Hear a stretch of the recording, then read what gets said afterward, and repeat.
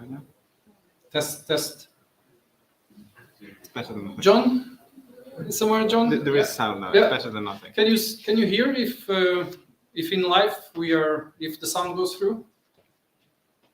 It does. It does go? All good. All good. Excellent. Thank you very much for your help. Good. So I think they didn't hear anything what I said before. And you see the slides and you imagine I was talking about the slides.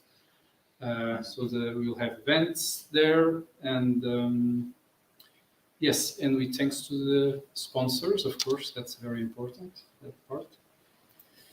Let me see. Yes. So a bit more in detail about tonight. We start now at 8:30 with the introduction with me. Ideally, we were supposed to have an annual general meeting where we present our numbers, where it goes our expenses and how it's being done in general with the treasury. Unfortunately, there was no time for that. Esther is also not here, so it's kept for another event later this year that we will present. And then we have Mark Scott with Imenco. Thank you, Mark. He will be presenting Nasnet and one of the systems for Nasnet. And we have that will be roughly half an hour as usual, 20 minutes plus questions that you may have.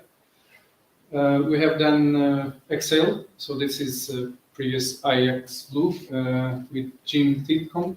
Jim couldn't join in person today, unfortunately. Jim, I hope you are hearing me. He's somewhere here online. Yes, there is. He's hidden there. So Jim will join with the camera. We'll see his presentation. He's going to do this all remotely. We have a pause then of half an hour so that we can finish all those nice snacks we have on the back. Then we have Kongsberg with Spencer Collins. Spencer, can I see you? There you go, Spencer. Thank you. Ultra deep water positioning with the HiPAP 602. And then we will end up with Sonardyne, Alan McDonald. Yes, thank you, Alan. Optimizing the performance of long range with just short baseline. Yes, and tracking and utility systems. So we'll have 4 very good presentations here. I'm very happy how this turned out to be. And you can follow us online in the YouTube, of course. And we have then the next event will be after some summertime at RTS. I guess many of you will be there. Hope to see many of you there.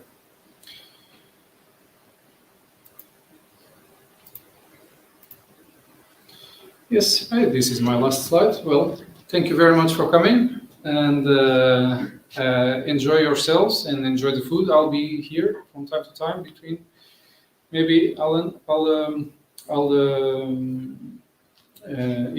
if you can start already your presentation, Mark, I can help you here with the sourcing system.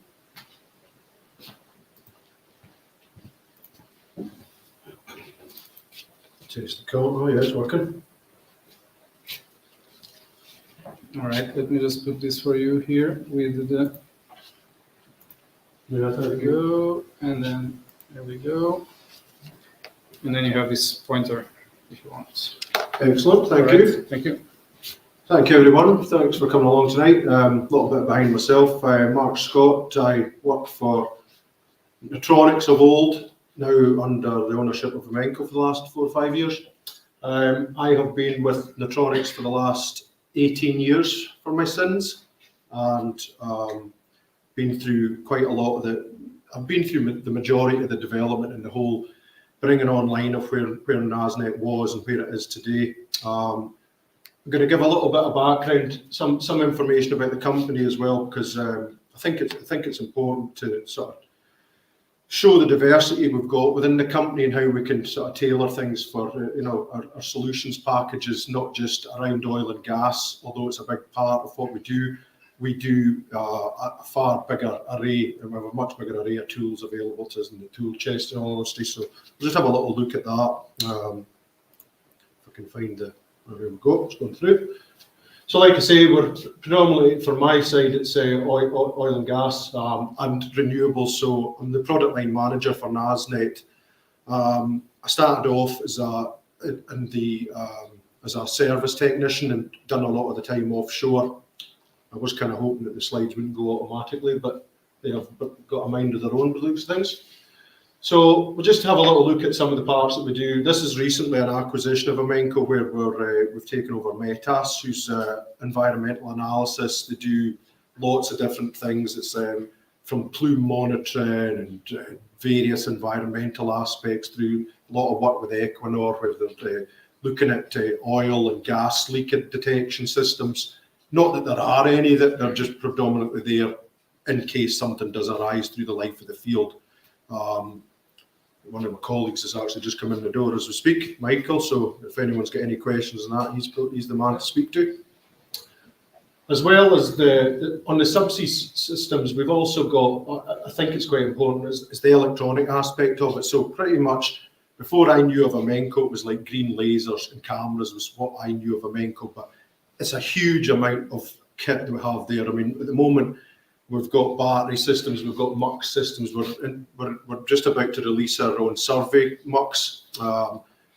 We've always had a MUX system for the camera development, but not in a survey grade, which will allow you for multi-beam surveys and give you the timing and everything else. So we're constantly looking to see what we can develop and what we can add. And so, sometimes it's difficult to get equipment, as we all know. So if there's things that we can take to market, and it just makes it easier for ourselves, and it gives us more products to be able to put out there. But they all work hand in hand. So you've got the development team that are, you know, on the camera side, like on the communication side, on the acoustics. We've also got a company that's under the umbrella now, which is artificial intelligence and machine learning. We do an awful lot of that. And the great thing, when you've got, you know what it's like on oil and gas, it's difficult to try and bring a new product to market. There's a lot of apprehension behind that. Whereas if you're in like the aquaculture industry, you get a little bit more grace and you can try things out. So what we've developed on the aquaculture side, a lot of the artificial intelligence has been there for a number of years now. We do it for sort of lice monitoring systems. It's amazing and clever stuff. As well as that, on the aviation side of things, this again plays into, it's all robotically controlled, so it's taking the human element out of it. It's the automation side, so we're always looking at what we can do. This is just one of the images of a helicopter fueling system. It's on ground, but there's no need. It's all available for operations offshore, and that's the majority of where the aviation is. Something I didn't even know we had was the machining element in Stavanger and here in Norway is phenomenal. I was down in our place in Stavanger earlier in the week, and we have it's machining for risers. It's huge machining capabilities and very bespoke and niche, as well as being able to do the likes of crane cylinders and winch systems, crawler units. It's amazing what we've really got there. And lastly is the other one that I'm involved with quite heavily is on the offshore renewable side. So if anyone needs to know anything about pile grippers, I'm your man. I could tell you about them quite a lot. So moving on to the positioning side of what we're here to look at tonight. Like I say, it's Nasnet I've been involved with for the last 15 years at least, taking it all the way through to where we are today. And a lot of people will know of Nasnet and probably have some apprehension about utilising it, and it's a different animal today than what it ever was a number of years ago. So hopefully by the end of the slides I'll be able to demonstrate sort of where we've come with the system and what we've done. I mean, what Nasnet is different over conventional LBL approach, as opposed to your conventional LBL where you're interrogating, you receive, and you'll get a position computation based around that. We're a broadcast system. So we put these stations down. We've got you basically power on the station. It grabs a value between 0 and 60, and it tries to hold on to that for the rest of the life until you switch it off.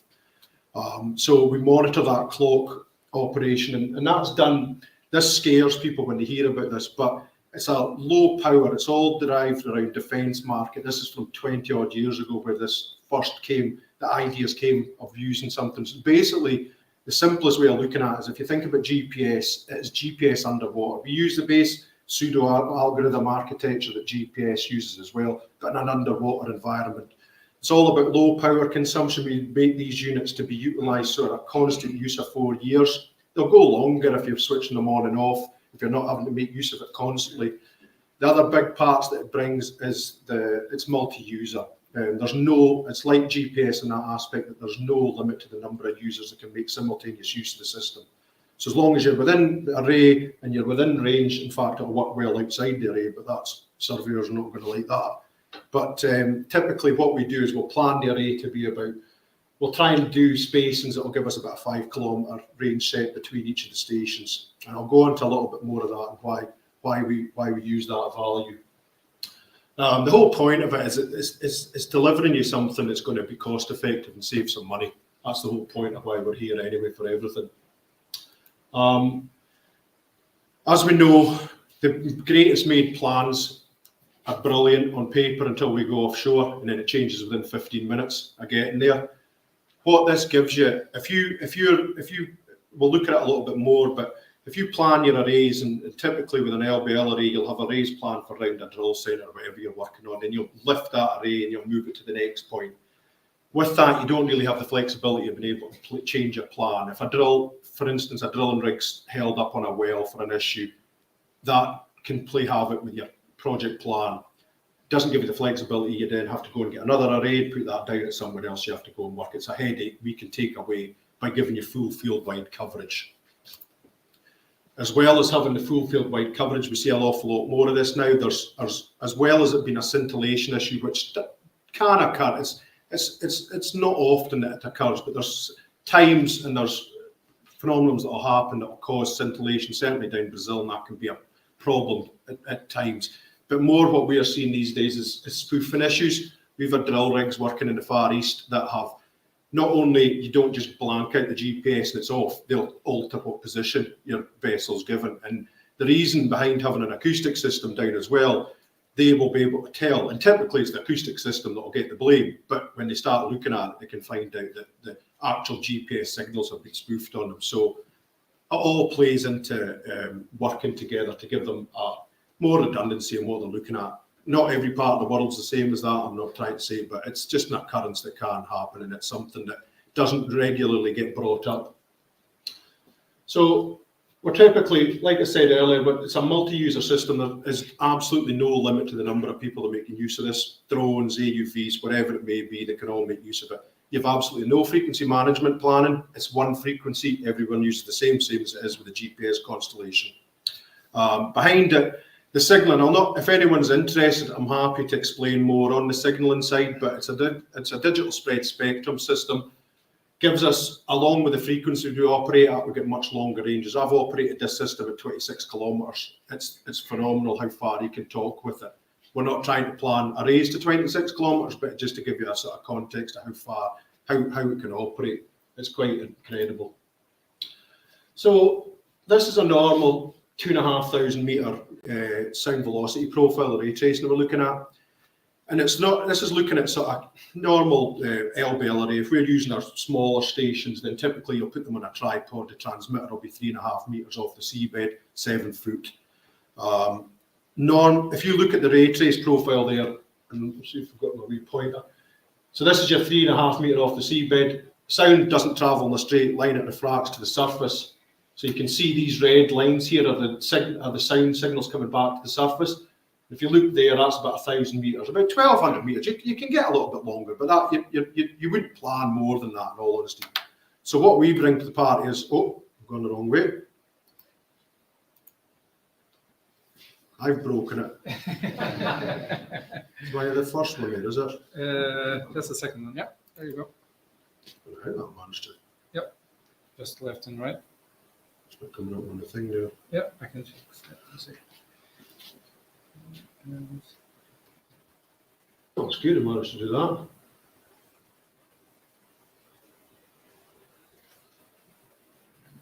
I can do it, I can work like it. So Yeah. There we go. Oh, I'm scared to touch it now, I don't know what I did.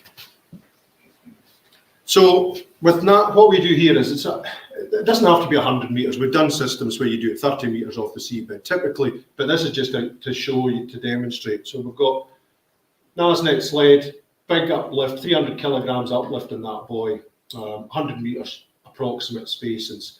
So if you lift your transmitter point 100 metres off the seabed, you can now see your ray traces are now going all the way out to 4 or 5 kilometres. So normally what we'll plan the arrays around is about 4 clicks, the spacings. Now, you're not all, it's not just a simple case of go, okay, 4 kilometres away, put the next one. Sometimes you'll have issues in the seabed topography. There's points you have to put stations in different scenarios. So it's typically between 2 and 4 kilometres at the spaces out. And I'll show you a sort of field analysis for the last project we did. But it's just to show that 100 metre elevation, you're now looking at, as opposed to 1,000 metre range to the seabed. And I'm sorry, I didn't say that. To the seabed is typically an ROV tracking at a metre off the bottom. So putting a pile in, tracking to that sort of element. That's why we do all our analysis based on that 1 metre off the seabed receiver height. So of course, because we've got this floating buoy now, it's a heck of an uplift. It's like I said, it's 300 kilograms of uplift there. It takes an awful lot to move that. And sometimes people say, but if the current changes, well, the problem is if the current is so much that it's going to try and affect us, and I'm talking 4 or 5 knots here, you're not going to be overboarding anything, and certainly the ROV aren't going to be diving in that sort of scenario. But we can still compensate for it, and we introduce what's called the buoy tracking system. And people that will have known Nasnet will have known, we've had a few different iterations of this. We tried to do a short baseline approach on the sled where it would monitor the buoy. It worked, but it was just so convoluted and difficult to install and calibrate. So we introduced the buoy tracking system. The buoy tracking system is a constant baseline adjustment. So if you saw the picture earlier where you saw the sled and then you've got the buoy above it, the buoy is the unit that's transmitting all the time. But we calibrate the sled to what we call our swing up arm. It's where you're taking your reference point to. So we categorically know to a few centimetres the point of that transducer on the sled. So what we're constantly doing is when we install the array, it sounds complicated, it really isn't. Once you install the stations, we know the plan of where we're going to put the stations. We program the stations for the surrounding, who he's going to listen for roundabout. And basically what happens is every 10, 12 minutes, whatever you want to set it up for, the sled will automatically swap the receiver over and pick up ranges from the corresponding surrounding buoys. It'll collate those information, those values, then it'll start to packet that up and send it as part of the range pulse information. So there's no interference about how you're not losing tracking at all when this is happening. It all works benignly in the background. You just get an update on screen saying new information in from the buoy tracking system. Do you want to take it or accept? You can automate it so you don't even have to look at that. The whole thing's about automation. You can automate every part of this. So this is just a little slide to kind of show what I was talking about. I don't recall it going as fast as that, but anyway, it gives you the idea. So your first buoy, they're all transmitting, they're all receiving to the sled base. Then that information is relayed back. And it doesn't have to go back to the boat. It can go back to your AUV, it can go back to your ROV, it can go back to any receiver there are. And like I say, it just constantly works in the background. It's set up at installation as part of the calibration, means we set it up to collect and start sending this data back and forth. And it's constantly going to work in the background.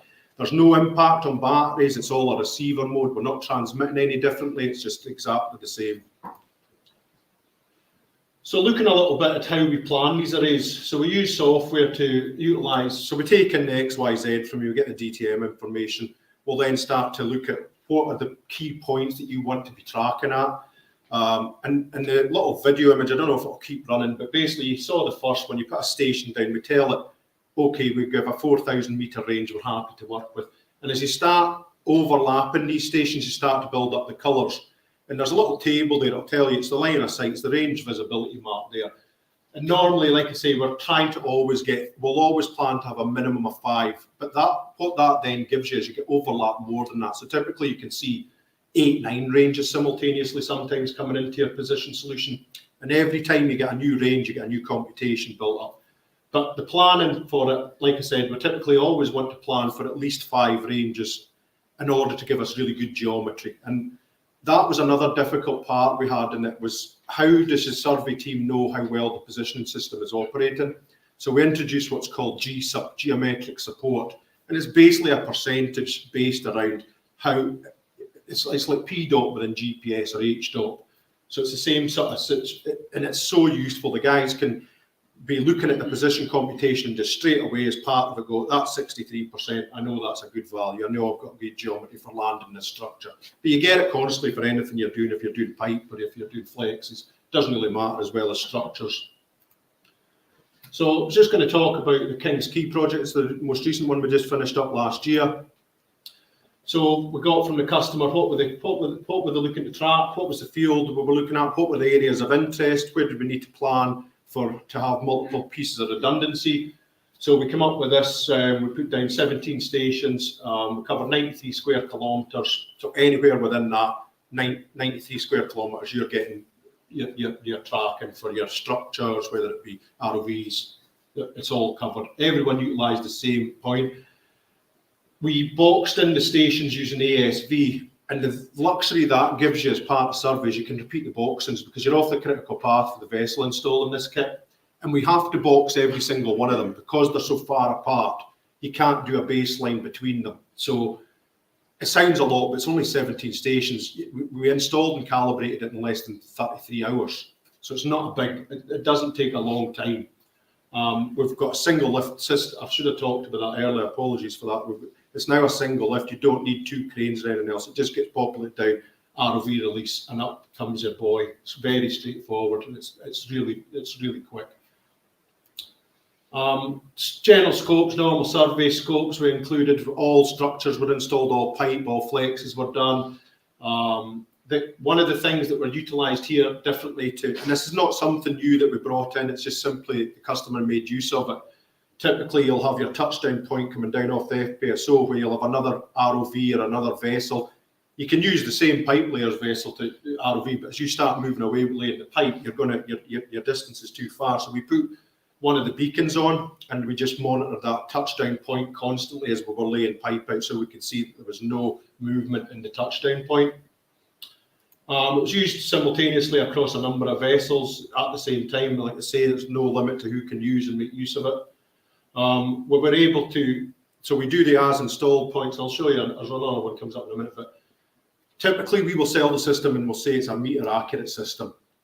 We know it's better than that, but me telling you, it doesn't make any difference. We need some sort of separate analysis and evaluation to back up that. So in this case, LiDAR was used to do all the spool piece metrologies, but of course, you're installing the structures using Nasnet. So we've got as installed position, then all that the customer did was to do comparisons, and they saw 12 millimeters separation on one, 10 centimeters, I think was the biggest error we saw on it. And like I say, we're selling it there as a meter system. So depending on what accuracies you can live with, it can decide what you want to run with the system. We can do that all day long, and that's anywhere within the array. We haven't adjusted to one point to get that numbers. We didn't know they were checking this or anything. That's just what you get out of the box. You can differentially adjust the array. We've got lots of different tools. That's a completely different topic. Done an awful lot of development over the years on the software, customer feedback on what they think, what would work better. A lot of development's taken place in it. So looking at just to try and give some context, so this is the field. This is the 17 stations on the left-hand side there, and on the right, we just do an array analysis on if we were using our smaller stations in tripods, and the customer analysis came back to say they were going to utilise probably 75 of them in a sort of sparse arrangement coming through the field. That looks fine. It looks like you've not got too bad a coverage, but when you start looking at the geometry of it, I mean, you can see the difference. Your geometry is so poor, and that's not a bad seabed. It's pretty flat and benign here, to be perfectly honest. When you start looking at some of the fields we're looking at, it really starts to play by elevating that point, as well as giving you the coverage. Not only giving you the coverage, you're getting the geometry as well. It's quite incredible when I start looking at that one. And this is just to show. This is the sort of the plate fixes that I was built against what I was installed were, and feet. You're talking 12 millimeters was the error we saw there. They were quite surprised and quite amazed when they did that. But it's what it'll do anywhere in the field. Like I say, it doesn't really matter. We're not making it adjusted to one point or anything. That's what you'll get anywhere within that array. And 93 square kilometres is difficult to try and sort of typically put it over so you can just see that's over the top of Bergen, just to give a sort of context of what sort of area coverage. So anywhere within the dots there is what we're covering to that sort of level. And then the bottom line of it is it's really difficult to try and ascertain what does this mean, because everyone's different. A cost to a vessel for one person is not the same as another. So it's just a couple of projects that looked together and we had a look at it, and this is the sort of figures that come back with. It's even over 2 million on speed of being able to put, I think it must be the King's Quay, I think it's the fastest first oil in the Gulf, so around about 10 months from nothing on the seabed. First thing going down was Nasnet sleds. So where are we going with it? We've got developments constantly working in the background where as we add to the portfolio, like I'm talking about with environmental monitoring, we're trying to make, we bring in what the subsea Internet of Things is it's known as, that everyone knows. It's trying to add what we can with it. And we're never going to stand here and try and say that we're fast, you're going to get 70 kilobits per second video transfer speeds acoustically. We're not in that game. We are all about what can you cleverly do with the data rates we have. So we can go up to 2 kilobits per second.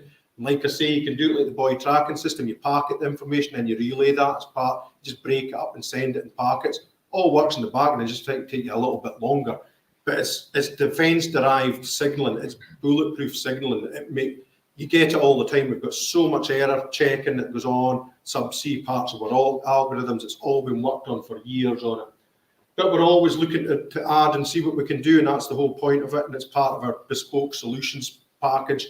Certain customers come to us and ask for one thing, monitoring CP analysis on a harsh environment. We can do that acoustically, template analysis, it's all part of it.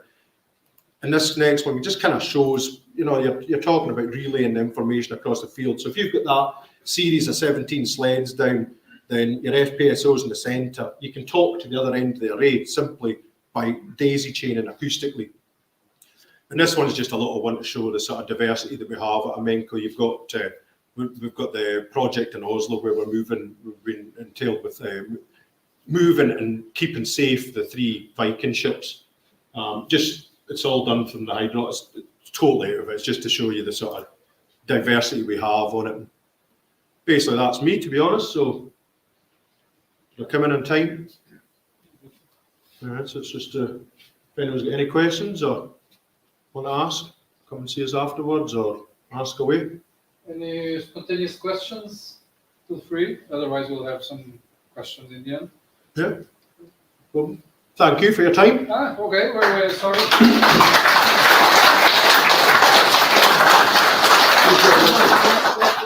can come here. We have some. How is this? I'm still on it. Yeah, there you go. All right.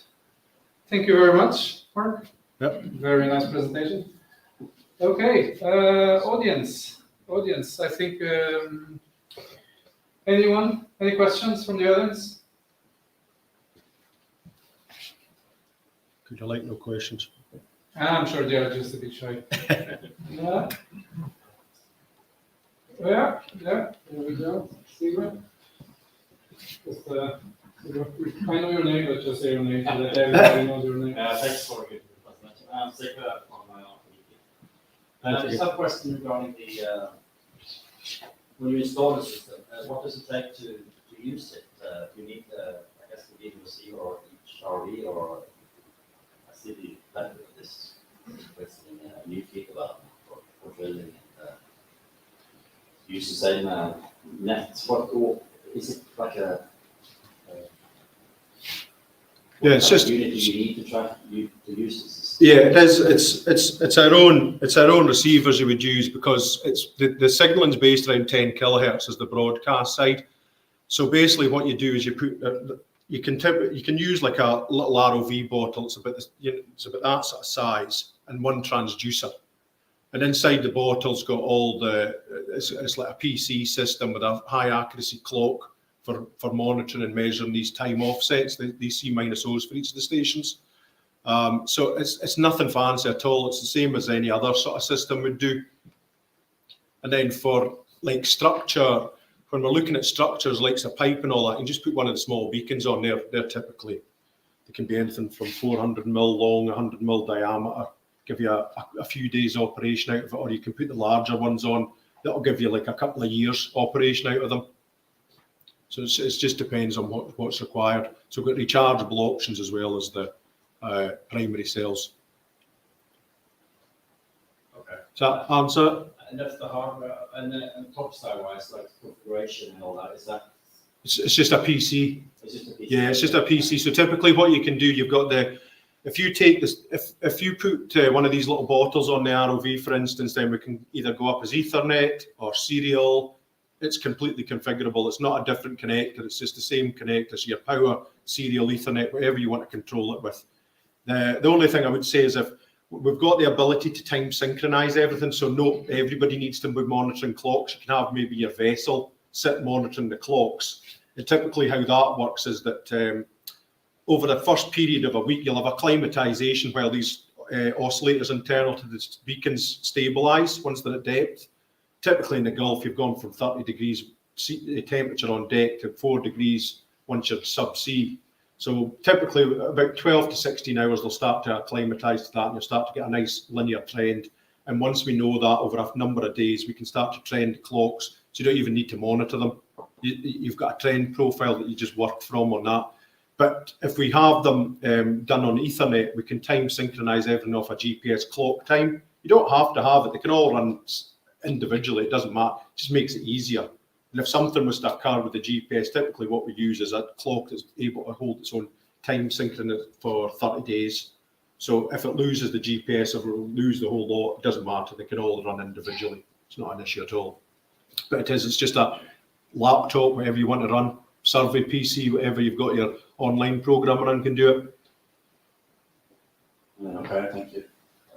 Maybe I missed it, but what's the duration of the system in the field? I guess it's how much you interrogate, of course. But, what we've found is that so there's a number of power levels you can run the system at, but what we have is like a low, medium, and high. So typically there's nothing to be gained by turning everything down. It just puts a complexity in there that you don't need. So we'll run them at one given rate, and unless you've got a really noisy ROV, you don't really need to alter anything. And at that rate, they're guaranteed for 4 years constant use. So switch them on day one, switch it off after 4 years. If you, for instance, like one of the jobs we did, there was a campaign, wouldn't run through the winter, so we just shut them down in October, come back out in April when the start of the next season. By the time ROVs got to depth, we've got the array back up and running. So it's one way or the other. If you switch them off like that, you're talking getting into the shelf life of the actual batteries themselves. Depth-wise as well, it's not an issue. We've ran this. The system as it stands is 4,000 metre rated, but like I say, I've talked 26 kilometres. We've been at the bottom of the Marianas Trench with these assets in a modem configuration. There's nothing to stop us. It's full ocean depth rated. Absolutely no problem at all. Impressive. All right, thank you. Good. All right. On to John. Yeah, it's John from Food Group. Hi, John. What's the update rate on the system? What's the update rate for the user on the system? speeds of updates for the positioning? Yeah. You're better than 1 second. So like I say, each time you get, so you could be in the array, and it's like I say, we're planned for 5 stations to be collected at that one point. That's only for the geometry. You're always going to get more than 5. You'll get, it's typically about 8, 9 ranges, a lot constantly be coming at any of the receivers. And each time you get a range come in, you get a new position computation based on that. So you get the newest. There's no aging or anything else on it. It's taking the newest points.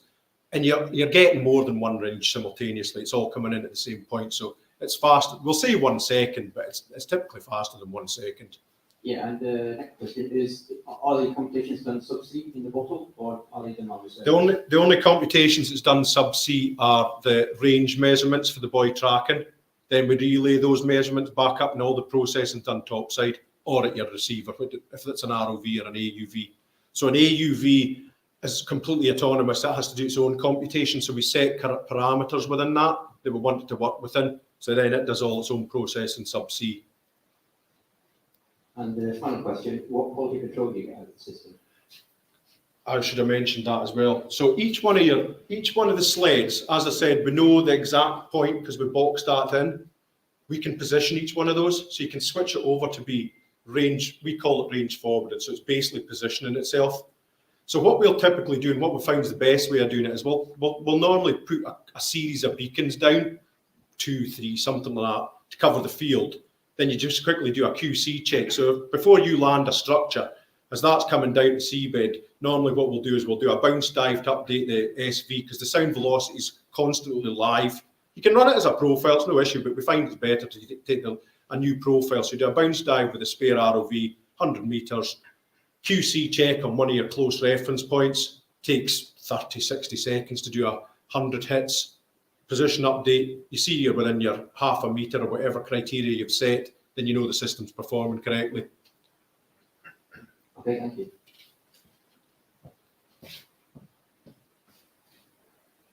Thank you, John. All right, anyone else from the audience? Is there any? You can speak. I can hear you, it's okay. I can hear you. Just say your name and I wonder, is there any? If you're inside an array, if you had better geometry, perhaps you were closer to 4 of the beacons instead of, and one of them was further away. Yeah. Would it change the accuracy relative to if you were somewhere in the middle and it's all equal? No, because what you can easily do, you can easily take in and out the ranges out of the software. It's a tick the box. So if you wanted to check something like that, you could just do that to check and see if you were close to one of the stations, you didn't want to use that, for instance. You thought it was bias and things. You just take it out of the position solution. You don't have to take it out of the complete computation. But you can take out your positioning algorithm. So you can just give yourself the benefit of the doubt that you can see that it's not playing any part on changing anything. If all of them were operating like they should, would you improve positioning by being in a particular geometry, so closer to 4 of them instead of? No, we don't really find that because the way the array is set up, you're typically looking at, you could be utilising a station that's 300 metres from you and one that's 4 kilometres from you and one that's 2. So it doesn't really give any issue to that. We've done so much analysis on looking at that to see, and it's a normal survey. We love doing that within survey, just tweaking things about, seeing what it can do. But most of the time, you just leave it. You just don't have to do anything on it. So when your customer compared to LiDAR, what they get between, you said a decimeter and a few millimeters. Yeah. That variation, perhaps due to the boxing or the SV or what could have caused? Normally, I mean, sound velocity is going to be your biggest error. That's going to give the biggest, and that's why I say that what we did a number of years ago was started looking at a live SV cast. So you're taking the live data in. So that gives you the newest points constantly on what you're looking at in your position computation based on your receiver. And at a time like what you're talking about, if you end up going in, like, say you're within 300-400 meters of one of the sleds, what you do is swap over to transmit on the sled transducer because you don't want it from the buoy. You're closer to the sled on the seabed. So you're still using your surrounding buoys. And that's another great thing to do sometimes because it just gives people, they know that what they're looking at, and it makes absolutely no alteration to it at all. That's fine. It's like fine tuning. Like I say on that, we didn't know the customer was looking to do, quite rightly so. I would do it to check everything's correct. And they were like, wow, couldn't believe it. And they checked lots of them. That's the sort of level. I think the biggest one we saw was either 10 or 12 centimeters. That's very good. Yeah. Excellent.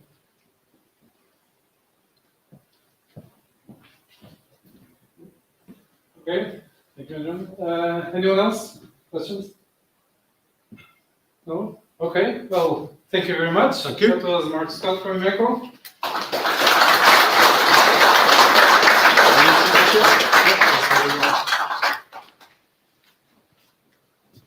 Okay, I think I don't need this anymore. Good.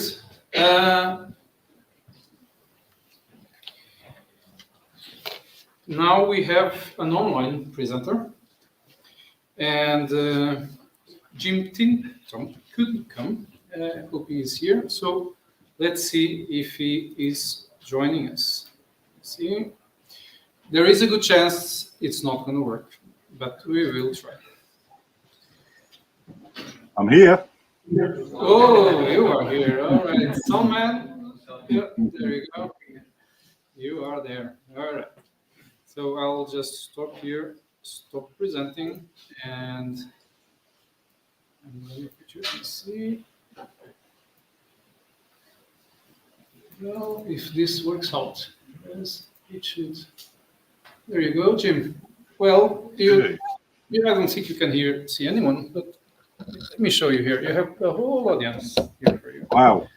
There you go. Hello. Yeah. So everybody's very excited with your presentation. Thanks for presenting, Jim. I'm sorry to hear you couldn't join today here on site. We'll make a cheers for you afterwards. Yep. Yes. So that's Jim Titkum from USA Exail, correct, Jim? Exhale, yeah. Yeah. All right. Good. Yes. So you have the stage. Jim, I think, could you try to share your presentation here with us? Okay. Clicking on the sharing. Yeah, I did click present. Let's try that again. Stop screen. Share screen. 2. And that's Could going be to it's on my end. Just give me just a second here. There we go. It was me, you see. There we are. There we go. Yeah. And I'm just gonna actually. Yeah. Okay, it's yours. Thank you.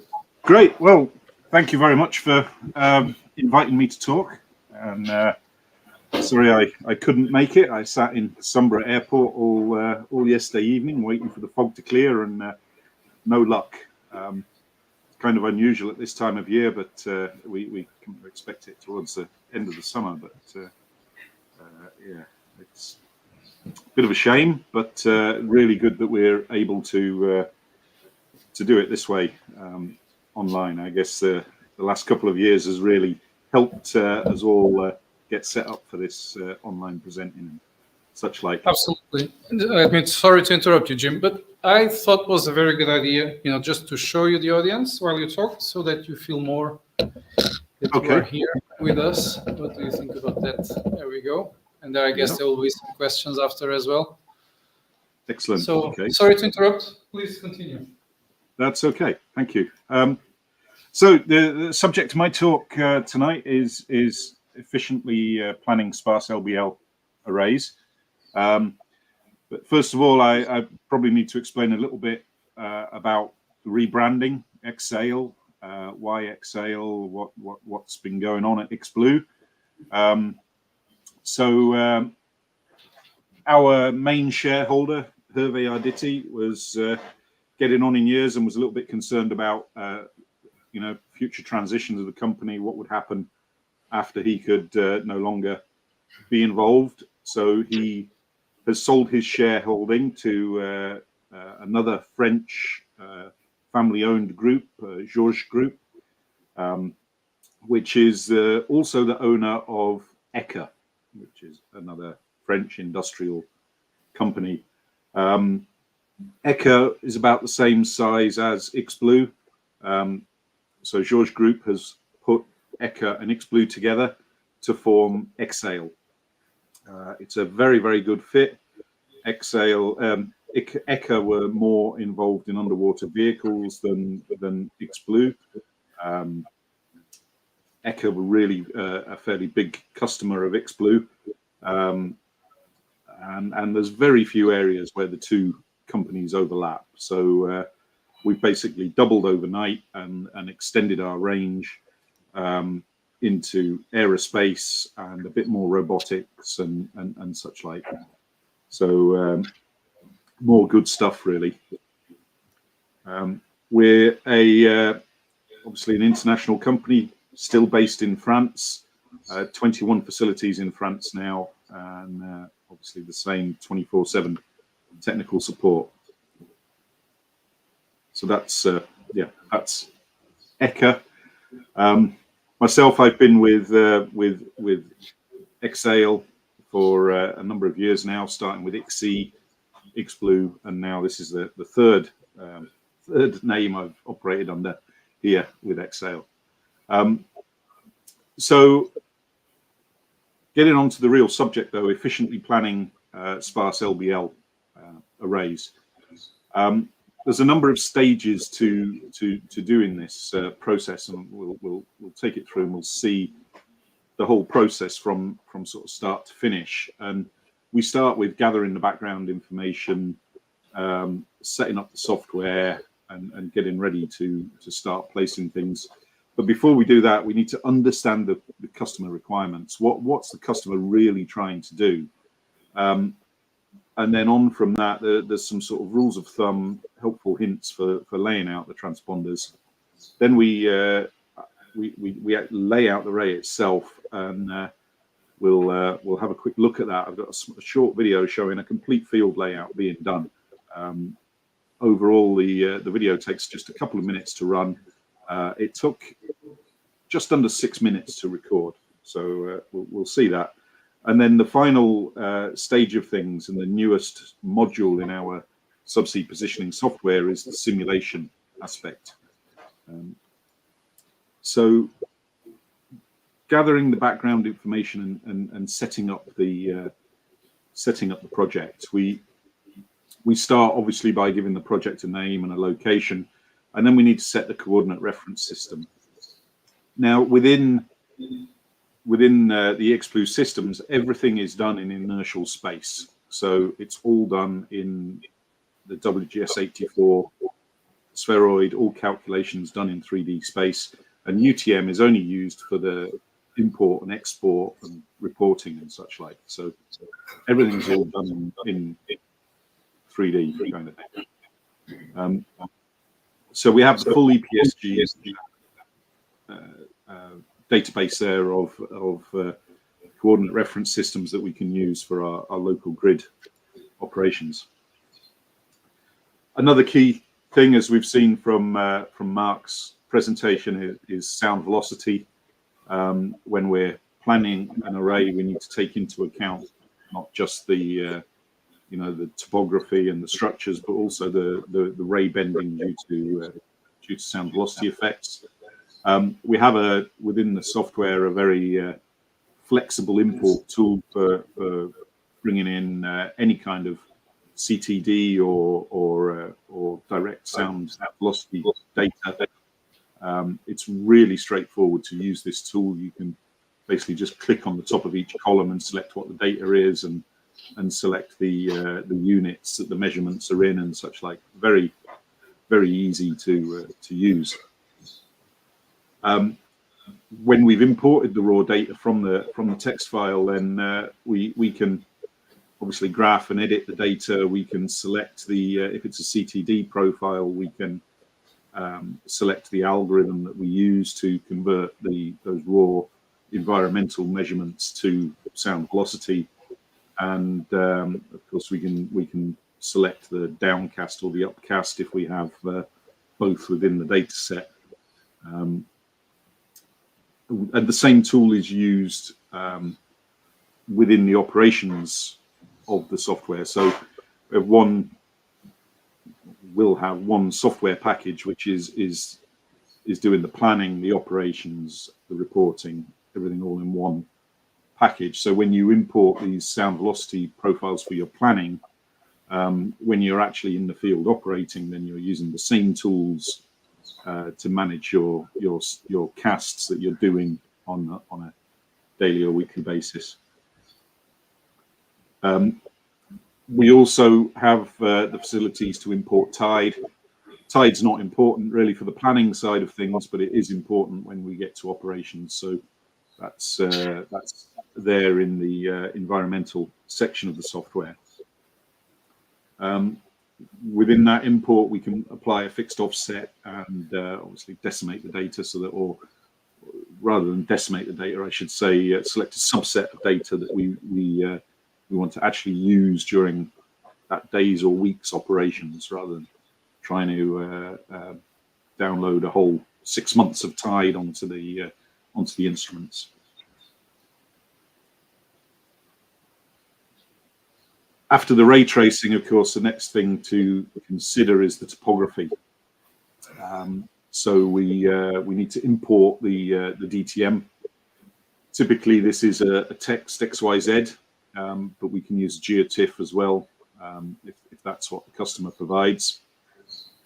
We can, if the XYZ is in very high resolution, we can decimate it on the import just to speed things up, or we can import the full resolution into the same, within the same project. We can have multiple maps at different resolutions.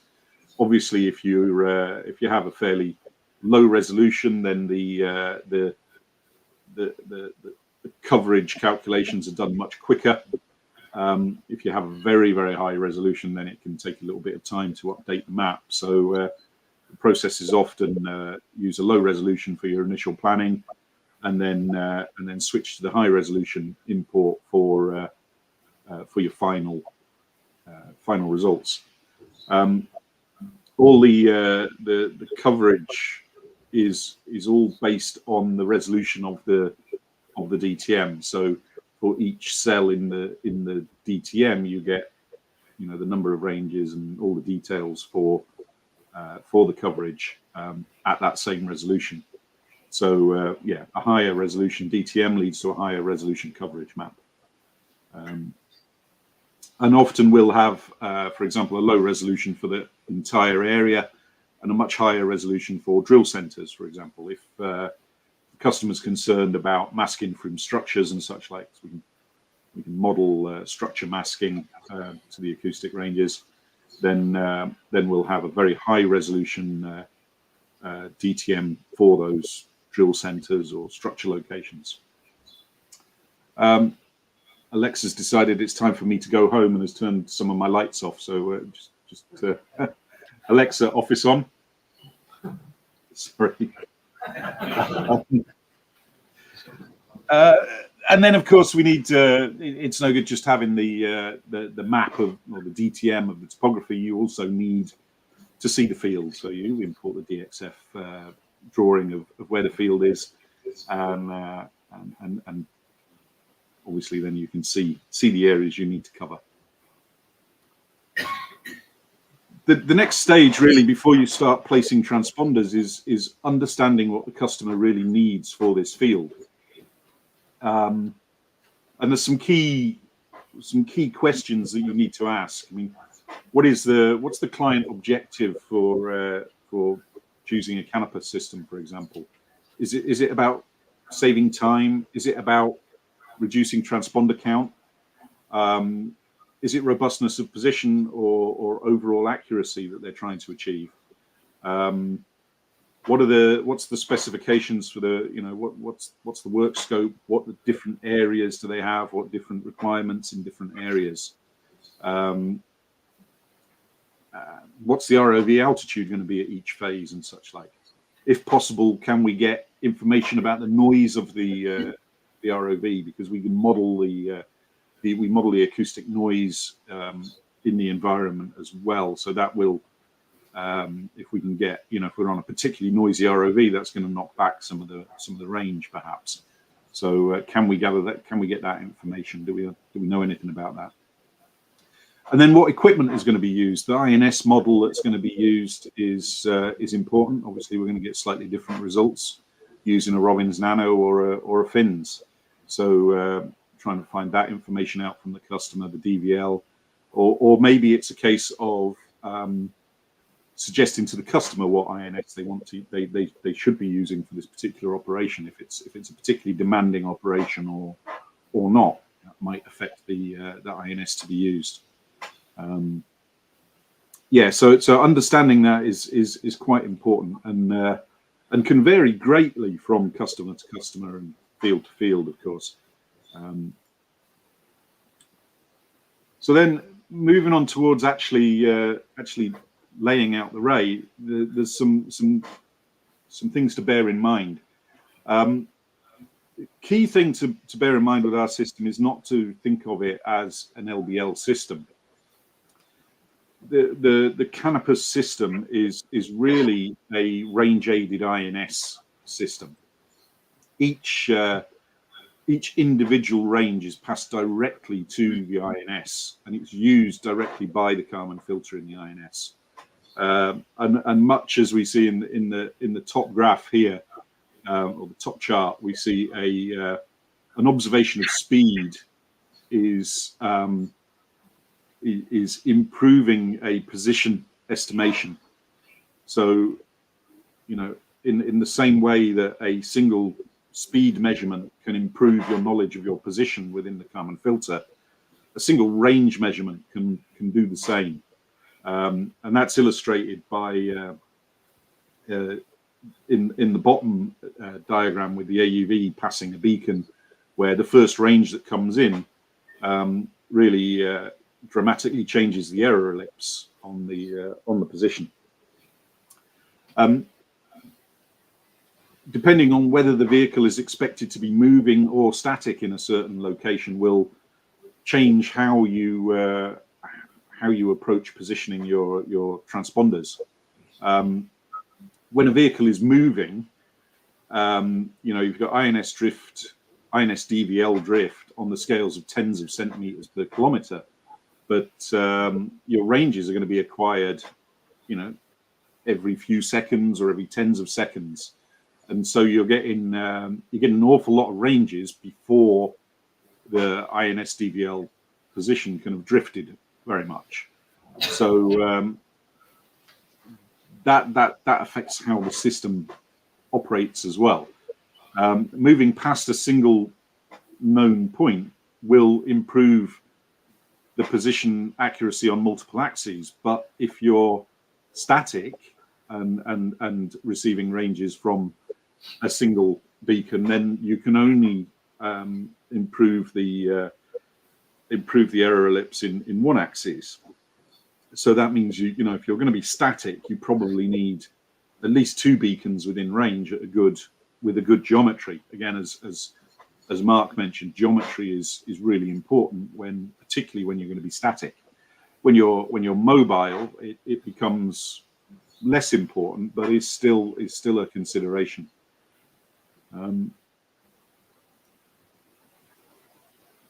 So our experience has shown us that when approaching sparse projects, that the customer, and really it makes a lot of sense, the customer requirements tend to be for a minimum of 3 ranges available at each structure location.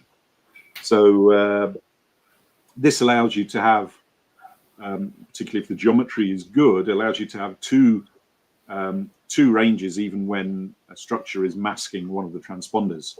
And these 2 ranges should give a good angle between the two transponders. Within our system, because the ranges are passed directly to the INS, there's no need for equidistant ranges, or the time of arrival of ranges doesn't need to be simultaneous. You know, ranges are passed to the INS as they come in, and each individual range improves the position estimation. But a little explanation, I think, expanding a bit on what Mark said about geometry. If you're positioning on a baseline directly between 2 transponders, then you end up with quite any kind of error on those ranges is going to manifest in quite a large position error, whereas the same scale of error, if on range, if the ranges are coming in at 90 degrees to each other, will manifest as a much smaller position error. So, and this is why geometry is the big thing. It's really important to get a good angle of cut. And this is harking back to the days of hyperbolic positioning systems. If anybody there is old enough to remember that, pre-GPS days. So laying out the array, really getting to the point of the system. One of the things we tend to do as a real starting point is actually to place reference transponders on each area of interest. So these will not be part of the final array, but they show us where we can place transponders around these areas of interest that will cover that area of interest. So it really shows you where you can place your transponders. If you see, I don't know if you can see on this map here, TP1. TP1 here, we're quite limited in where we can place a transponder. That, you know, if we place a transponder over here where the laser pointer is, we won't actually get coverage at the structure over here. So we need to be within that red area in order to get coverage at this structure. That allows us to very quickly work out where to place the transponders. Of course, we need to bulk edit those transponders. We can bulk edit them, set a maximum range, and change their name and position SD and altitude and such like. Here we see an altitude of 5 meters. That's set to mimic an ROV at that altitude.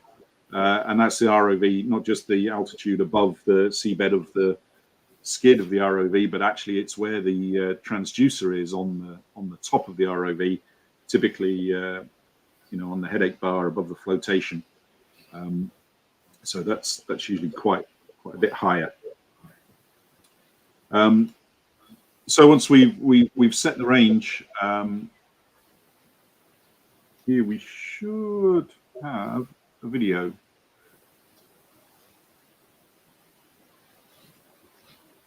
There we go. Yeah, the video starts. So we start by placing a couple of transponders here, and you can see immediately that, I mean, this is a reasonably low resolution DTM, but immediately the coverage is calculated and updated on the map, so we can see you know, what we're doing, where we're placing the transponders. And here I think we've started by sharing a couple of transponders between these two areas. I would say that was probably a bit of a mistake. The geometry is not that great on that baseline between TP14 and 16, and that baseline between 13 and 15 there in the south is just a bit close for my liking. But here we go up to the next area. That's somewhat better. Now we're running this video 4 times because you know, 5 minutes of watching me place transponders on the seabed is not really a very thrilling presentation. So we get through this in a couple of minutes. We're able to, you know, grab these transponders and move them. And as we go, we're removing the reference transponders and just confirming that here we've turned off a couple of transponders because it was difficult to see the coverage that the reference transponder was giving us.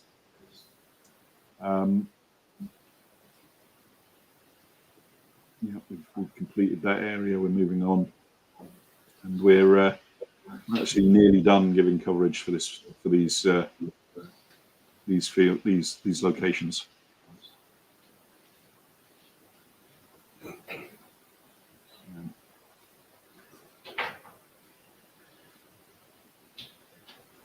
And here we've got a default range on these transponders of 1,200 meters, but of course we are taking into account and this is it. This is the field is covered.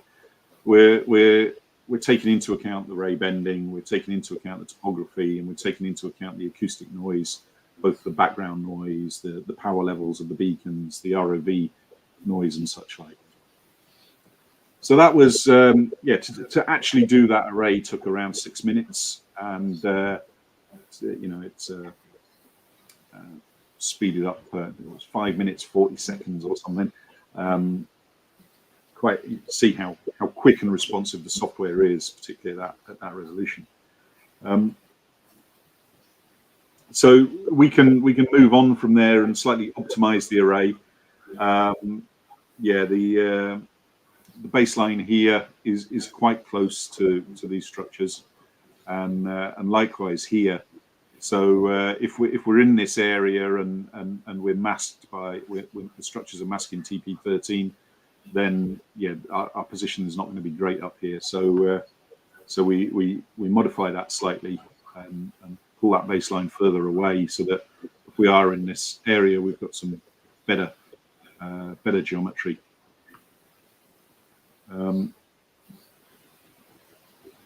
Yeah, and sometimes more beacons it makes it easier to calibrate. So calibration is what we'll maybe touch on in the next section. But there's a number of methods for calibrating individual transponders. But when it comes to, if you can of course do the traditional array adjustment if you have the right number of beacons there, or if you have enough beacons there.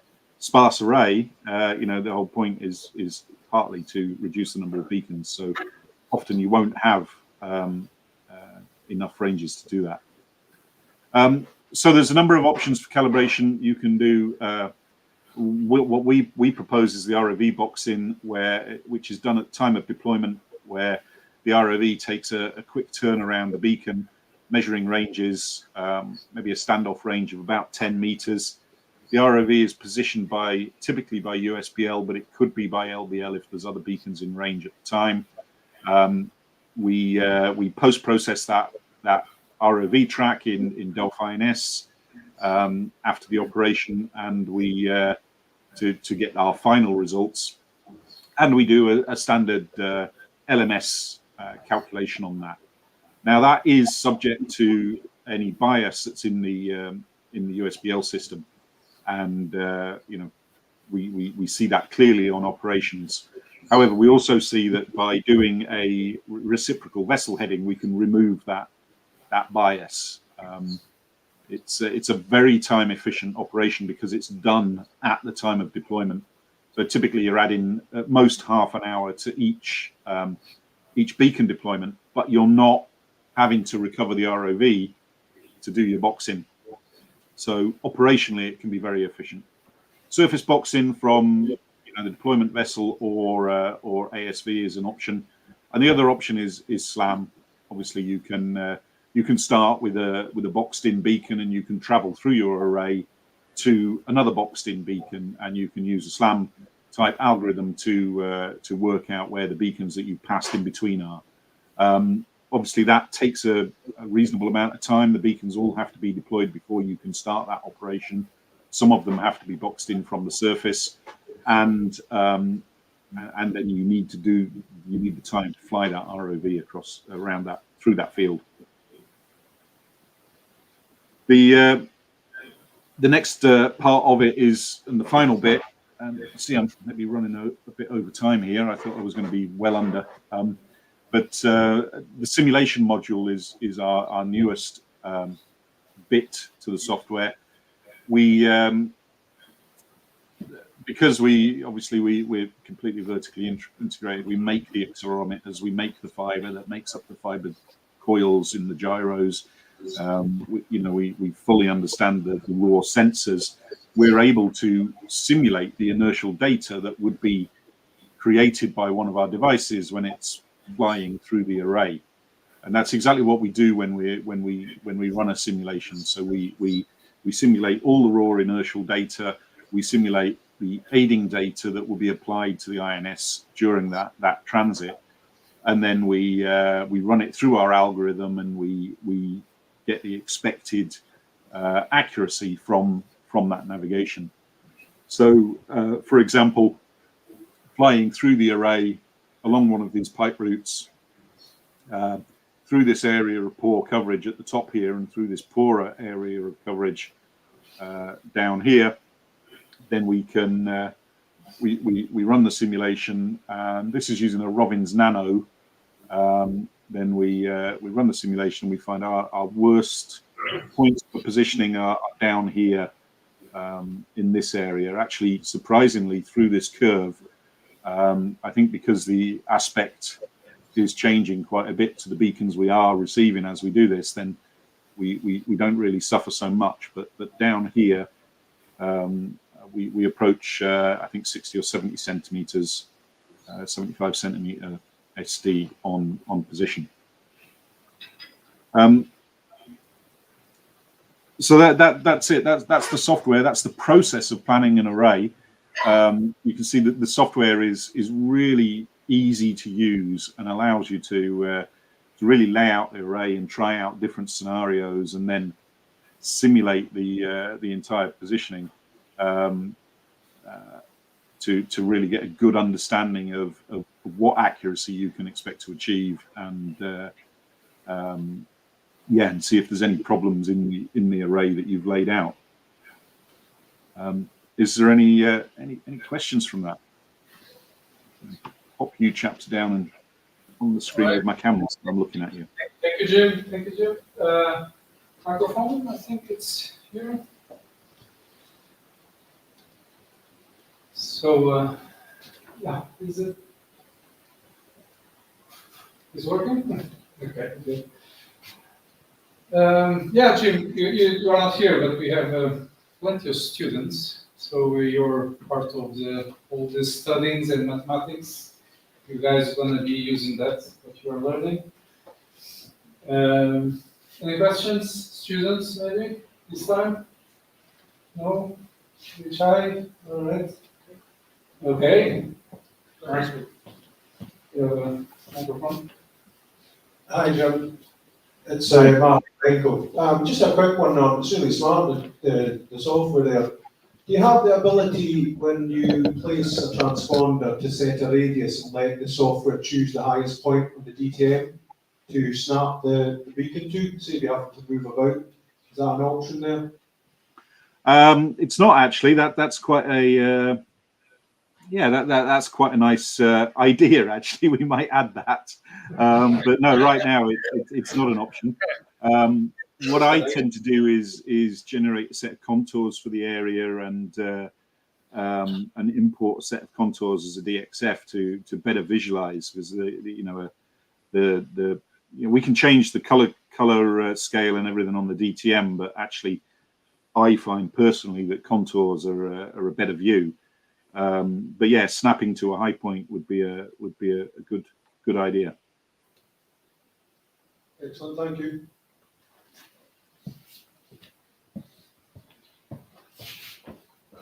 Good. Thank you very much. Yes. A question here. Everybody's keen on attacking there the corner of the cheeses. Thank you. Hi, Jim. It's John from Fugo. Hi. You took on the idea of Mark. You placed all the transponders on the DTM manually. Have you considered using some sort of artificial intelligence to do it automatically? That is,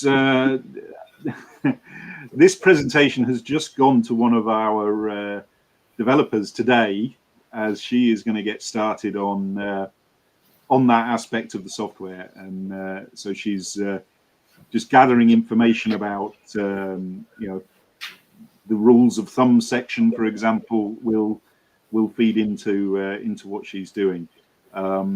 So yeah, we've previously had a PhD student do some work on this. There are some bits and pieces we have in more in the defense side which are kind of applicable. So yeah, we are starting the development to add that to the software. Okay, my second question from the simulator module actually. Does it produce a accuracy contour map of the array? So you can see where you are. Sorry, can you say again? Yeah, does it produce an accuracy contour of the array so if you can see where you are, what accuracy you can expect? Yeah, currently it's because it's based on inertial navigation. It's simulating an ROV flying through the field. Then the best way to achieve that, for example, for an area, I've simulated in the past a lawnmower pattern with an ROV going backwards and forwards over an area. I think I ended up simulating about a week's worth of ROV flying backwards and forwards across an FPSO location, and that produces not necessarily contour plot, but a color plot of the accuracy along those specific ROV lines. And of course, if you can, it's just computer time, so it's quite easy to simulate, a week's worth of ROV survey in a few hours. Well, not even a few hours, a few minutes, and plot that up and get a really good idea of the accuracy over an area. Okay, thank you. Thank you, John. Anyone else? No, yeah, one more. There you go. I'll put the camera. Hi, Jim. It's Adrian from UTech. On the simulation module as well, that DTM, it might have been surveyed long before something was installed. Can you, let's say a structure is installed after the DTM, can you drop a CAD drawing of the structure and it will alter the simulation? Or how would you deal with something that comes after that? Yeah, we can. We can, well, obviously we can import a new DTM and use the same transponder positions and replot it, for example, or the other option is for structures. We can import the DXF and we can draw or a shape file actually. It uses shape files for structures, including you specify the altitude and the outline of the structure, and it will use that within the modelling to calculate the masking. So it just becomes effectively that shapefile becomes part of the DTM. Yeah, exactly. Yeah, that's what I meant. If how can we adjust that to something that's subsequent to that? But yeah, as you said, a shapefile probably. Yeah. Manipulate that. Thanks very much. Okay. Okay. Anyone else? No? Okay, Jim, you're back with me, and thank you very much for your presentation. Very, very interesting. And no problem. Thank you again for inviting me. Yeah, it actually worked out. So I'm quite, thanks to COVID, in a way, we managed to improve this kind of online sessions. So thanks again for coming. And for everyone here,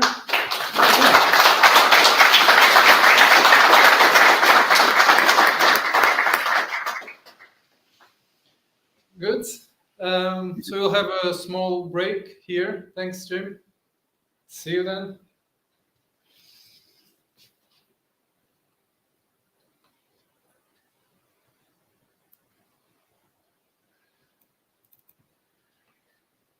Okay, it was Jim from Exail.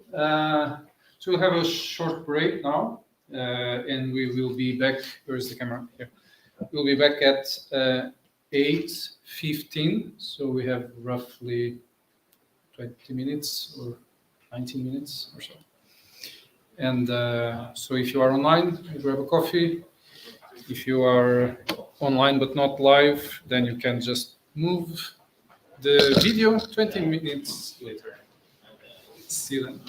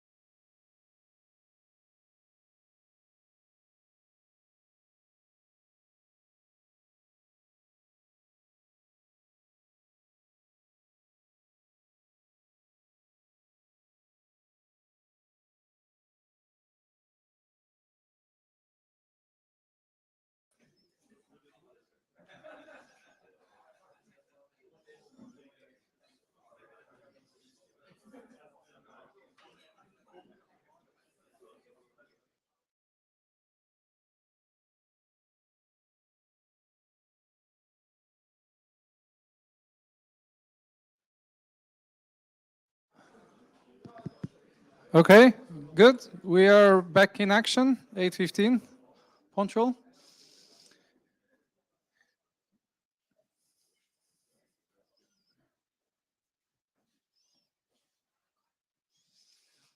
Good. I hope you are live. Yes, we are live as well. And the next presenter, we have Spencer Collins from Kongsberg, talking a little bit about ultra deep water positioning with a heap up. And Spencer, it's your stage. So, Okay, Ricardo, thank you very much. Thank you for inviting me here today, and it's great to see everybody and such a big crowd. First thing, you'll notice that the presentation today says Kongsberg Discovery. And as many of you might be aware, the Kongsberg Group has decided to create a new business unit called Kongsberg Discovery. So from Kongsberg Maritime, we have taken the whole of the subsea division, which is the underwater mapping, the acoustic positioning, the fisheries sonar, the naval sonars, the Hugin vehicles, the AUVs, and create a completely new business unit away from the vessel-based unit, which is the DP automation propulsion systems. So we get a new management team, which allows us to focus on the growth, both organic growth and potential acquisitions in the sensors and products sphere. So that's really good for us. We were asked to talk about deep water navigation or deep water positioning today. So we will do so. But of course, every year in NOSP, we have our November sort of AGM and dinner. And I thought I had to give Stuart some bones, some questions to ask. So before we start to talk about the positioning, and oh God, you have to help me here. there you go.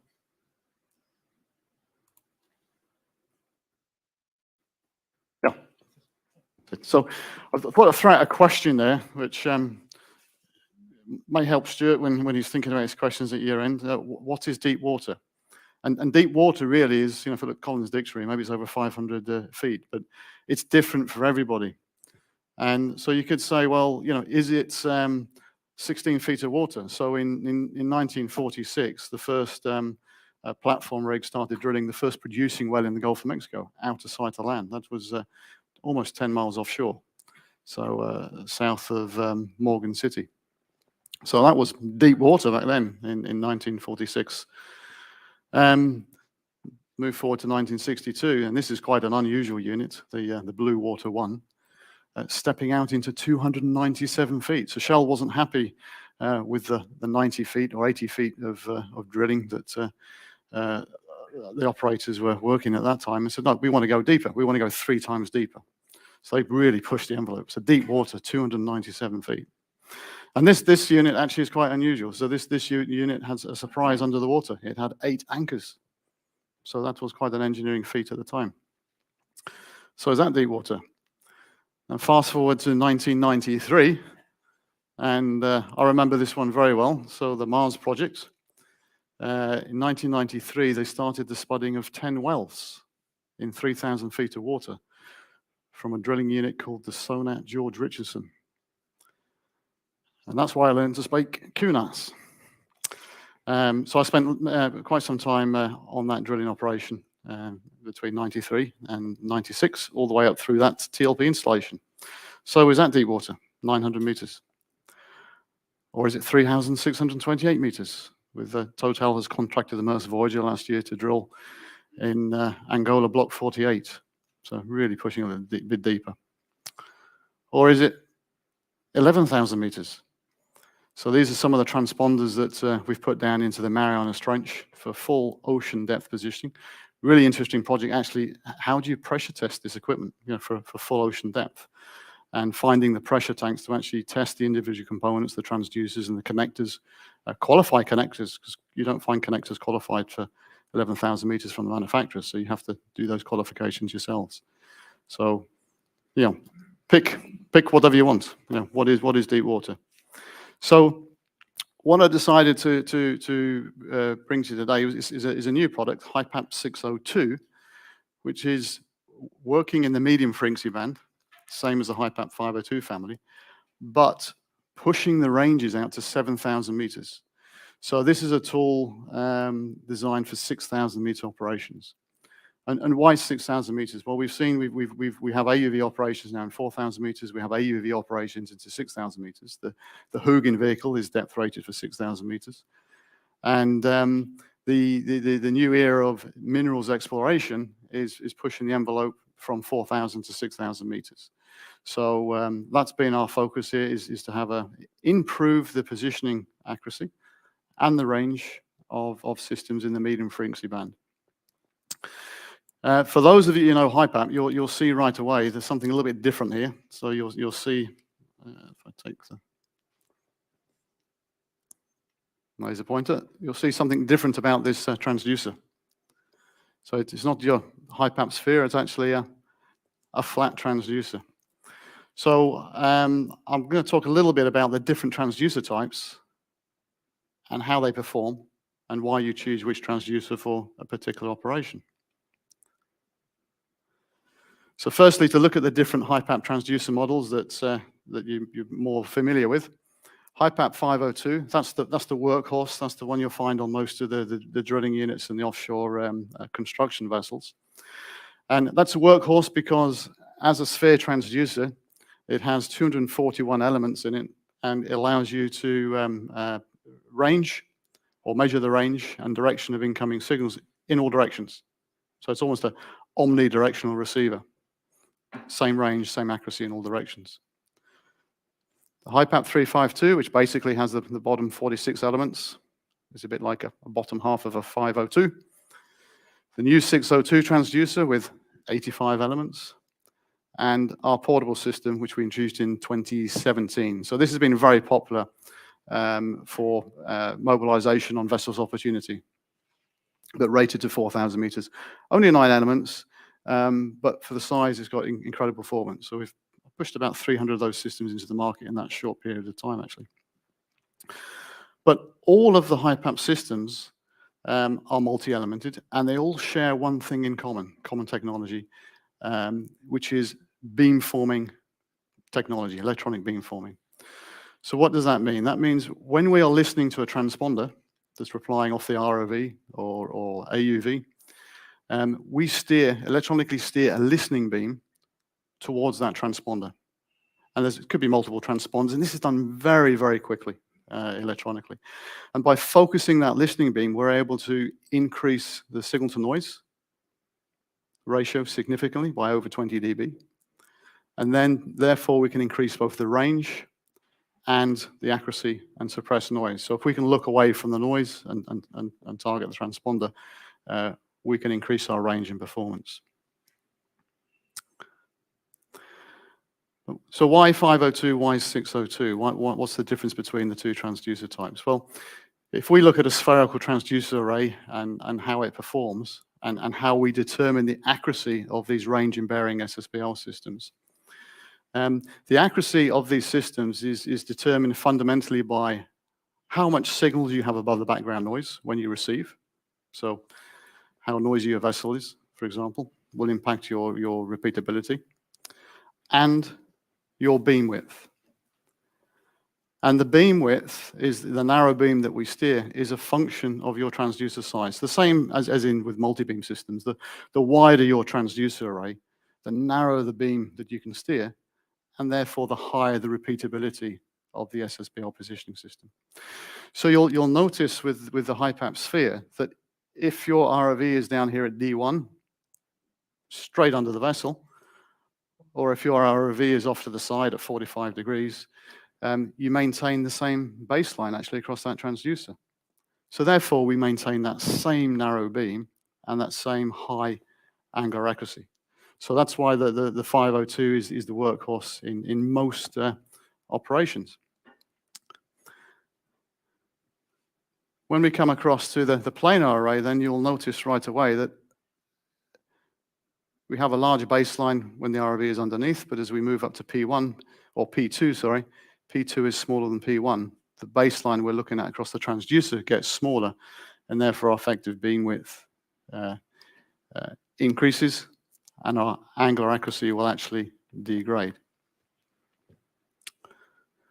So this really shows you, explains to you why the beam width is important. So again, the angular accuracy of the SSBL is a function of the beam width.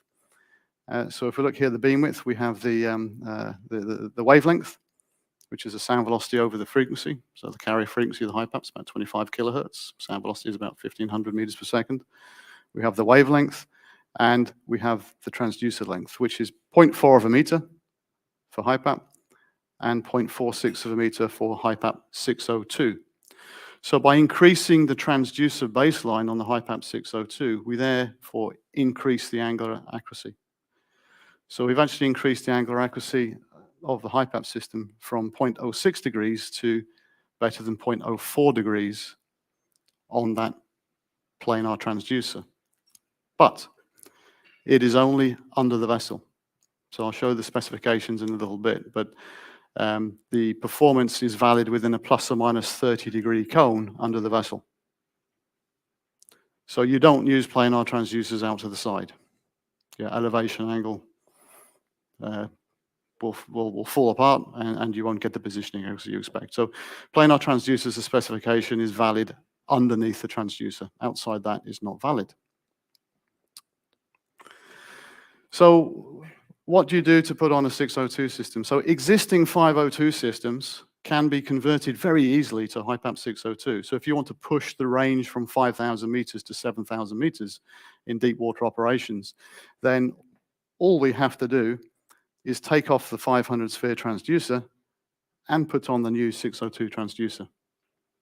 Because we share the same processing electronics in the cabinet, it's the same APOS or HIPAP software that you're familiar using, and we just have to change the software algorithm in here for a 602 transducer array instead. So very, very easy to swap out. You can do this alongside import in once the cofferdam space is vented, you can change this out within a few hours. In terms of the accuracy then, so as I said, the accuracy is 0.04 degrees within a plus or minus 30 degree sector. So underneath the vessel. Once we get out to the 30 degree to 60 degree sector, the angle degrades to 0.06 degrees. And then once you're up here and outside that 60 degree sector, then your angular accuracy will drop off. So you have to choose the right transducer for your operation. So if you're working off the beach in shallow water, all the way to 4,000 or 5,000 meters of water, it's going to be a 502. If you're focused in 4,000, 5,000, 6,000 meters of operation, then it's going to be the 602. And there's your range performance. Now we have this installed on a number of vessels, and this is one of the HIPAP calibration results from the 602. So you can see here that this is a typical alignment report using the cardinal point approach, where the vessel will sit offset on 4 cardinal points and then change heading over the top. And the total standard deviation is about 0.56 meters in 750 meters of water. And that equates to about 0.05 degrees, or better than 0.05 degree angular accuracy. And that is including all of the errors. That's the whole error budget, including GNSS, lever arms, and the sound velocity. So quite impressive. So the 602 is really about extending the range of SSBL, and of course vessel-based systems are obviously much more cost-effective than having to put out wide area arrays, and that's obviously the big driver in many of these operations, is to reduce the vessel time. So then we couple the 602 actually together with the Hain 7000 system. So the latest Hain system, this one here, it actually has the CTEX IMU inside, the MGCR3. It's the same one that we've used in the Hugin vehicles. We have a couple of higher spec models that we use in there as well, with lower drift rates. It uses what we call the Sunstone processor. So internally, we're doing all the inertial navigation calculations on the vehicle, on the ROV. And because the Sunstone is the engine effectively from the Hugin vehicle, we're able to both SSBL aid the INS, and also aid it with sparse LBL ranges. So we don't need an LBL array if we want to aid with sparse LBL. We just take in range aiding. So that's really quite nice. And you can take in 1, 2, 3, 4, multiple ranges, but you can start with one. And in fact, because we're able to bring in both SSBL and sparse LBL off the vessel, you can resolve any ambiguity. If you're using a 2-transponder sparse LBL array, for example, close to a baseline, we can resolve the ambiguity because we have the SSBL position input. This is one of the recent vehicles in the Pacific last year with the Haynes subsea, the HIPAP 602 positioning the crawler. This is for minerals exploration work. Typically, you would see a 3 times improvement of SSBL performance using the INS, but then you get a further improvement with the DVL input as well. So the sensors, what goes into Haynes subsea then? So we have, firstly, obviously, we can put on a co-located DVL. We've been working with Nortec and RDIs. The DVL can be co-located, as you see it, on the Haynes system, or if it's not convenient, you can put in lever arms and offset the DVL to a different location on the vehicle. So particularly if you want to set it out on an arm and have clear line of sight to the seabed, for example.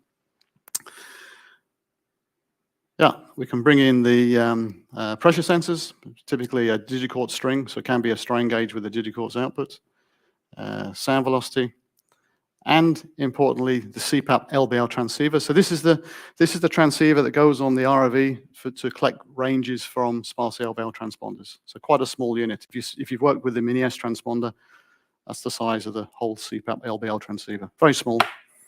And the horizontal transducer here, designed for ranging across the seabed. So that's the equipment package. There's one cable from the Haynes system into the ROV MUX. So interfacing is quite simple, and there's full power pass through to power the sensors through the ROV umbilical and through the Haynes unit. And of course, we can bring in the SSBL aiding through the HIPAP system. Now, one PPS output. So if you're working laser scanning or you have a multi-beam on the vehicle as well, you can output the 1 PPS from the INS position to update the navigation. So a typical setup then. So for those of you that are familiar with using something called APOS survey,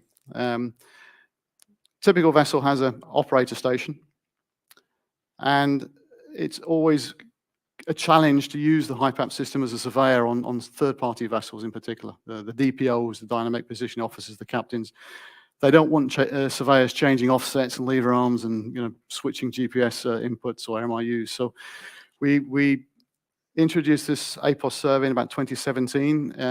It allows surveyors to share the HIPAP but have complete control of their lever arms, offsets, select their MIU without impacting the vessel operations. So that's a very convenient way of going on vessel using the full function of the HIPAP without disturbing the DPO. So that can be connected to the ROV MUX, and we run up a little software just to set up and configure the Haynes, set it to work and go. So there's no real topside software to get the Haynes to go. It's a very simple setup. For those that have used the Hugin vehicle, the post-processing for the Haynes is based on something called Postea. So we run the DVL calibrations in Horton on the boat with GNSS in shallow water, run the boat up and down, and we can calculate the DVL corrections and pop it back into APOS. So in APOS, this is kind of the setup screen you see for Haynes. So you have the lever arms on the vehicle. You have the transponder lever arms for the SSBL. You have the DVL. You have pressure sensors, sound velocities, GNS obviously for calibrations. And we can import the DVL configuration file from Postea and send that straight down to the INS to start navigating. And then it will navigate off, it will be aided by the SSBL system and or the sparse LBL ranges. It doesn't care. because all the processing, all the computation of the inertial solution is done inside the bottle based on the aiding sensors available. And I think, as Jim had mentioned earlier, that when you go into deeper water, time is very important. And if you do use a sparse LBL aiding to improve the navigation at the seabed, you can certainly speed up your installation if you can do a box in with the ROV. So the concept is really quite simple. You drop the ROV down, you drop the transponder into the water, you have an inertial navigation system on the ROV, you position the ROV with SSBL, you have a processing gain improvement on that position with the inertial navigation system. You then sail around the transponder with the ROV at about 20, 30 meters elevation, 50, 150 meter range from the ROV, collecting the ranges to the transponder, the C node, with sparse LBL range aiding. So in 4,000 meters, for example, you'll get a box in down to better than half a meter accuracy. And the nice thing about doing this is that the vessel's on location, you drop down with the ROV, put the sparse LBL aid in, calibrate it in 20, 30 minutes. If you need to put another one in, you can just shift across with the vessel, drop another transponder in. You're not sailing 6 to 8 hours with a ship in 4,000 meters of water to run that box in. So it's a big time saver. This is just an ROV box in example with a HiPAP 502 actually. So you can see 2 tracks here. One is the SSBL position track. That's the shaky one. And then you can see the Hain aided track as you've circled around. And of course, we like to do a little run over the top of the top as well. And then same as the surface HiPAP, then you get a calibration report to show you the initial position and actually a post-processed Hain position as well. Yeah, so this was a box in just over 4,000 meters of water. And then, of course, operationally, if we look at the minerals cases, for example, there's multiple vehicles on the seabed. So you're looking at the navigation of the crawler, where obviously heading is very important, position accuracy is important. You want to make sure you've vacuumed the seabed or gotten as many of the nodules as you can. And of course, you're going to have other vehicles in the water, ROVs potentially doing some mapping work, seeing where you've run already. And so we need to be able to range to these aiding transponders from more than one vehicle. So we've put into a new signal scheme into the C node transponder, which allows us to interrogate the C node from multiple ROVs or AUVs or vessels. And the way we do that, in this case, you can see we have 2 ROVs down. There you go. And using the symbol interrogation channels, obviously the transponder is waiting to hear an interrogation on his code, right? So maybe his code M26. And so if the ROV transmits an interrogation here, the green one, M26, and then of course the yellow ROV is also transmitting M26, well, the transponder is not going to know which one's interrogated him. And when he replies, the ROV is not going to know which one's replied. So we've put a new code or ID code on the back of the symbol codes. So when we send an interrogation, we'll send M26, I'm from ID 1, or I'm 26, I'm from ID 2. And when the transponder replies, he'll say M26 reply to ID 1 and ID 2. So here we go. So the green one's replying, the replies come back to the ROVs, and only the ROV that's looking for ID 1 is going to process and accept that reply. And likewise, when the yellow one comes back, only the ROV looking for ID 2 is going to detect that. So that's a new feature in the C nodes. So obviously you have to put that in C node. It has to be into the HiPAP system. We've called it Exail. We can have up to 9 ROVs sharing the same transponders on the seabed in that type of operation. And we can just sort of little menu there on the APOS, those familiar with APOS, and this is how you pick the channels. So yeah, some new toys to play with. Yeah, there you go. Thank you.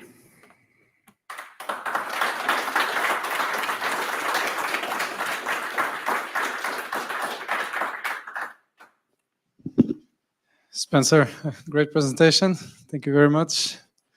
Any questions? I guess there you go. That was quick. Your name, please.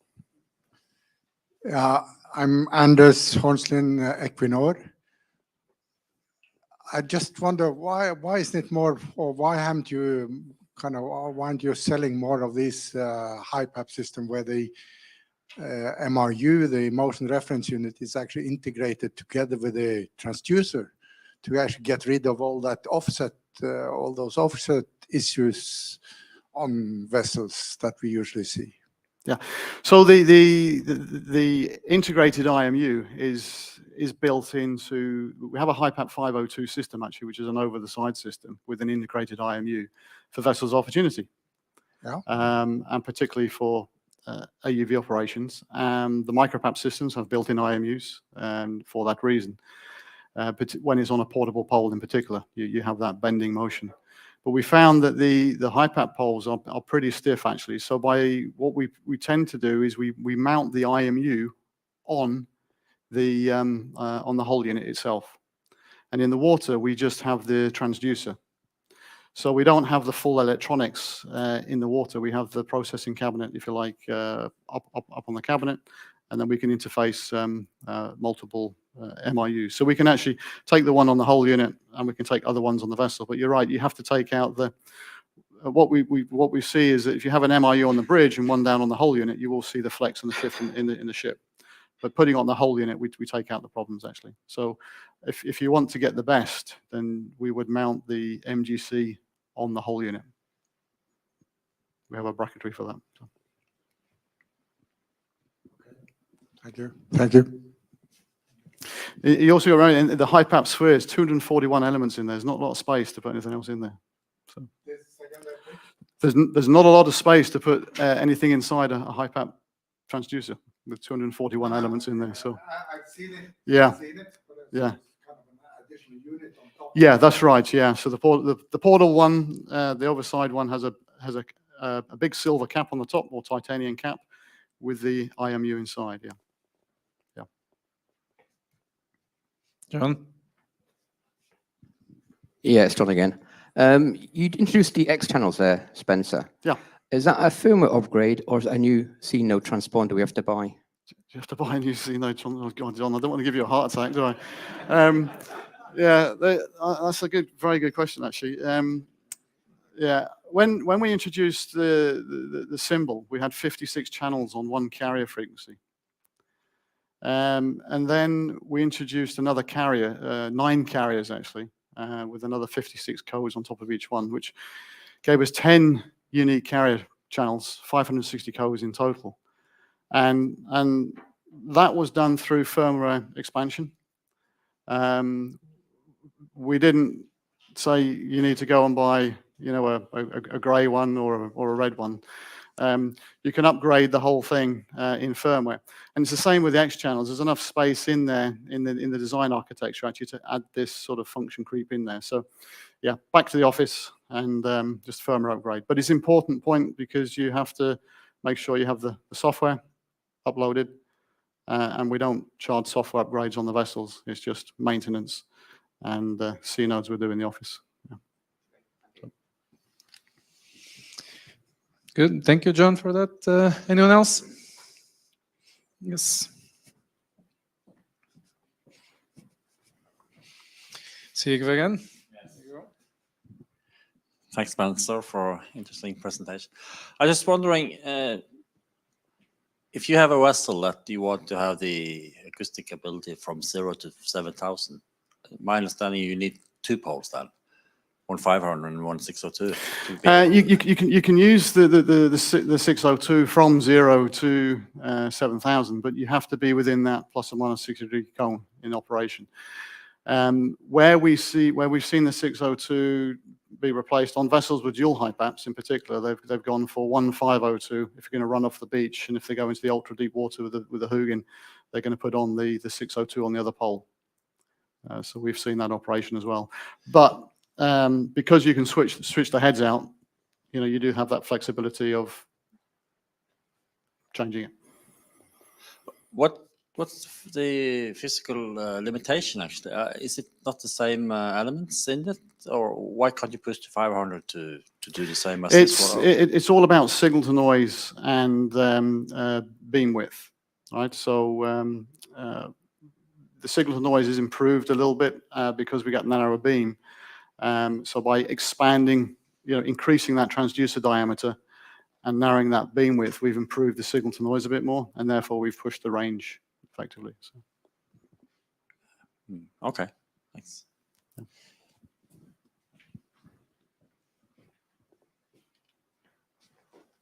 you.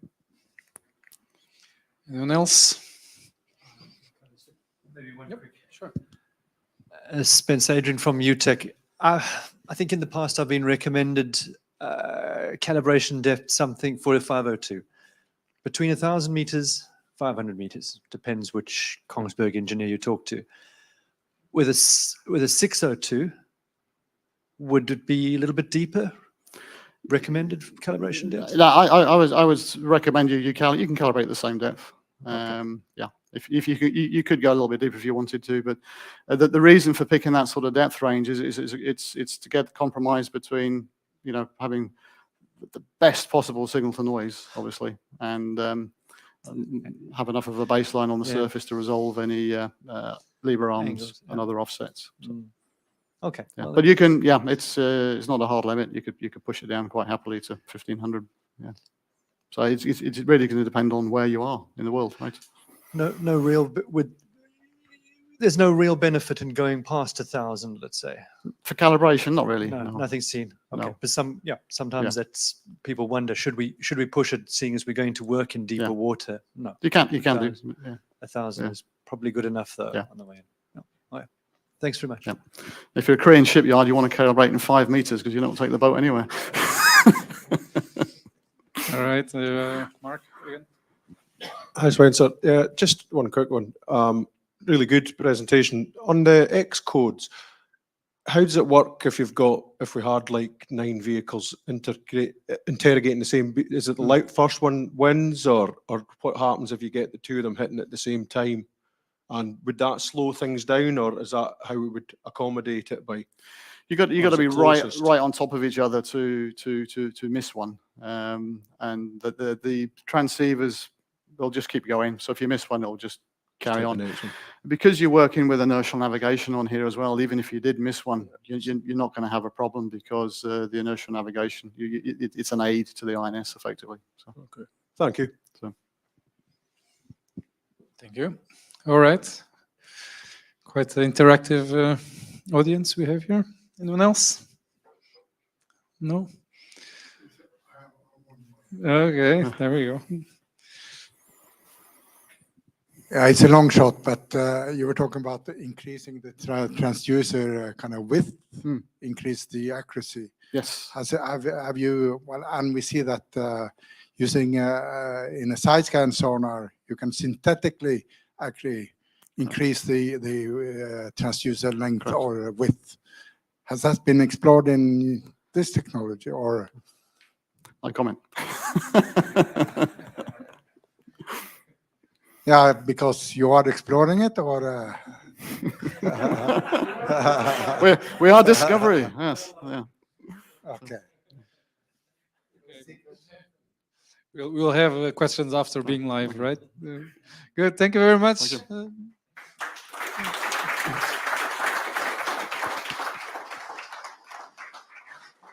Great presentation, Spencer. Good. And you managed to take that out? Okay.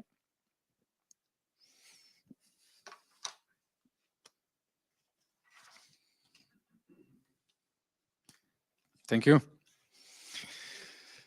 All right. And our last presentation, not the last one, but last from the list at least, we have Alan McDonald from Sonardine. Alan, thanks for coming. No worries. I'll set up here the presentation for you. See.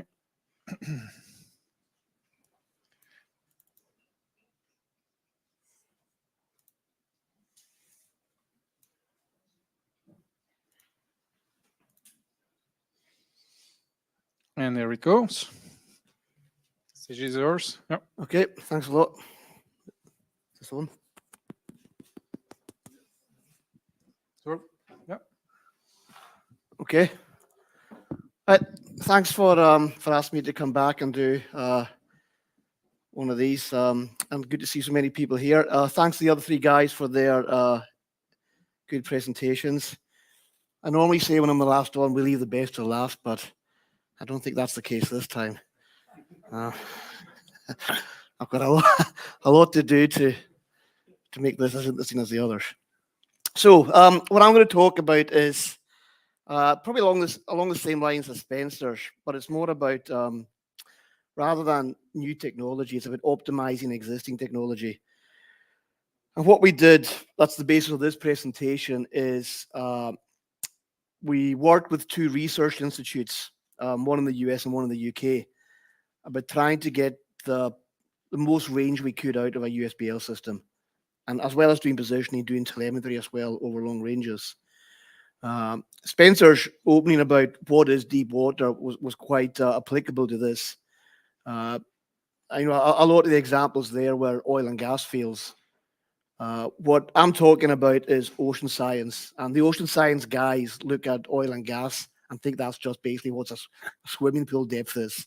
You know, to them, 5,000-6,000 meters is almost kind of like in a local harbor. So they're looking at much bigger ranges. So what I'll talk about is two trials we did with two institutes on how to optimize USBL systems. When I say USBL in Norway, I mean SFBL, just so there's no confusion. So a little bit about me. I've degree qualified electronic engineer. I tried to find an interesting photo of me and my studies, but as the students here will know, the best thing about university life is what happens out of university. After that, I went to work for Schlumberger, which gave me access to very radioactive material, which was fun to work with. Then went to TSS, working mainly with pipe trackers, which if you know the pipe trackers, it's pulse induction technology, which is high energy electromagnetic waves. So that, in conjunction with the radioactive material, it doesn't give you superpowers, unfortunately. And then in 2009, I joined Sonardyne, where I am now as a sales manager for the UK and kind of Northern Europe. And as well as that, I'm also on the committee of the UK's Hydrograph Society in Scotland. It's a bit like NOSP, but over there's much more golf involved. So Sonardyne, if you don't know us, private company, been around since the early 70s. 4 locations around the world, the UK obviously, then we got Houston, Singapore, and Brazil. Our main market sectors, energy, oil and gas, renewables, all that kind of stuff. Still the bulk of what we do. We're also getting into defense quite a bit. So we have a kind of defense division started up recently. And the ocean science side, which is what I'll be talking about today.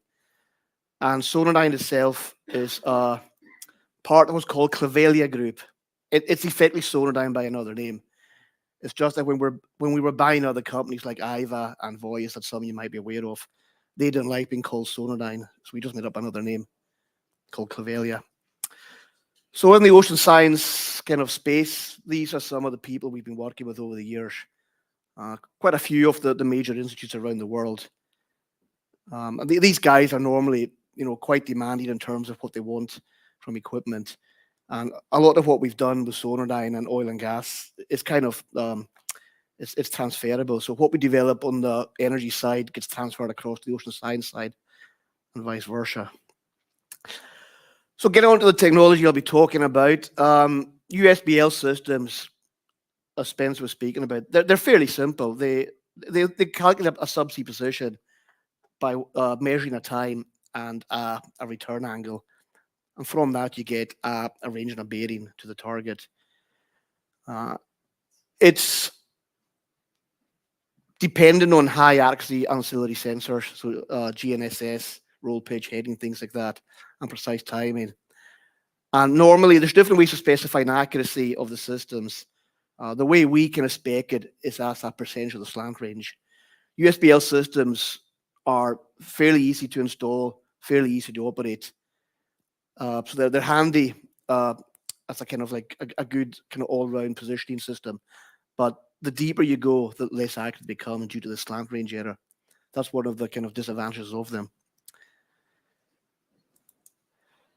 So slant range accuracy is dependent on quite a few things. One of the biggest is the error in the VRU you're using to correct for roll and pitch.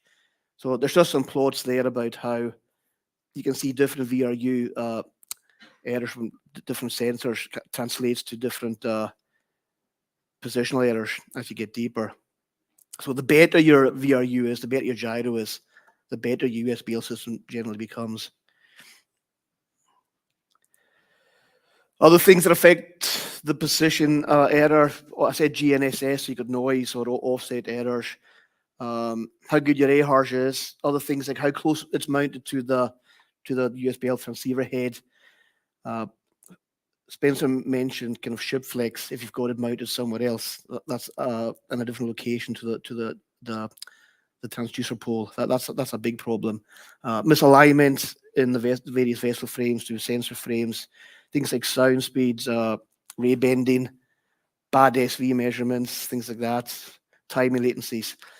So all this, when you're looking at optimization of a system, has to be taken into account. Basically, everything that makes up the error budget of your system, looking at each thing in detail and getting the best performance out of that and the least error will effectively improve your overall USBL solution. So the first thing we'll look at is pole flap. So it's basically if you've mounted your VRU in a different location to your USBL transceiver, if that pole's moving relative to what the MRU is measuring, you're going to get errors. Modern USBL or SSBL poles tend to be pretty rigid. As Spencer said, if you mount a VRU on top of the pole, you're generally going to get quite a good solution. The further that MRU is away from the transceiver, is going to increase your problems, especially on bigger vessels. So you can kind of see it on the plot there when you've got a pole resonating at about 2 hertz from the thruster wash, from the bow thrusters, you're getting a kind of position artifact in there that's going to affect your overall accuracy.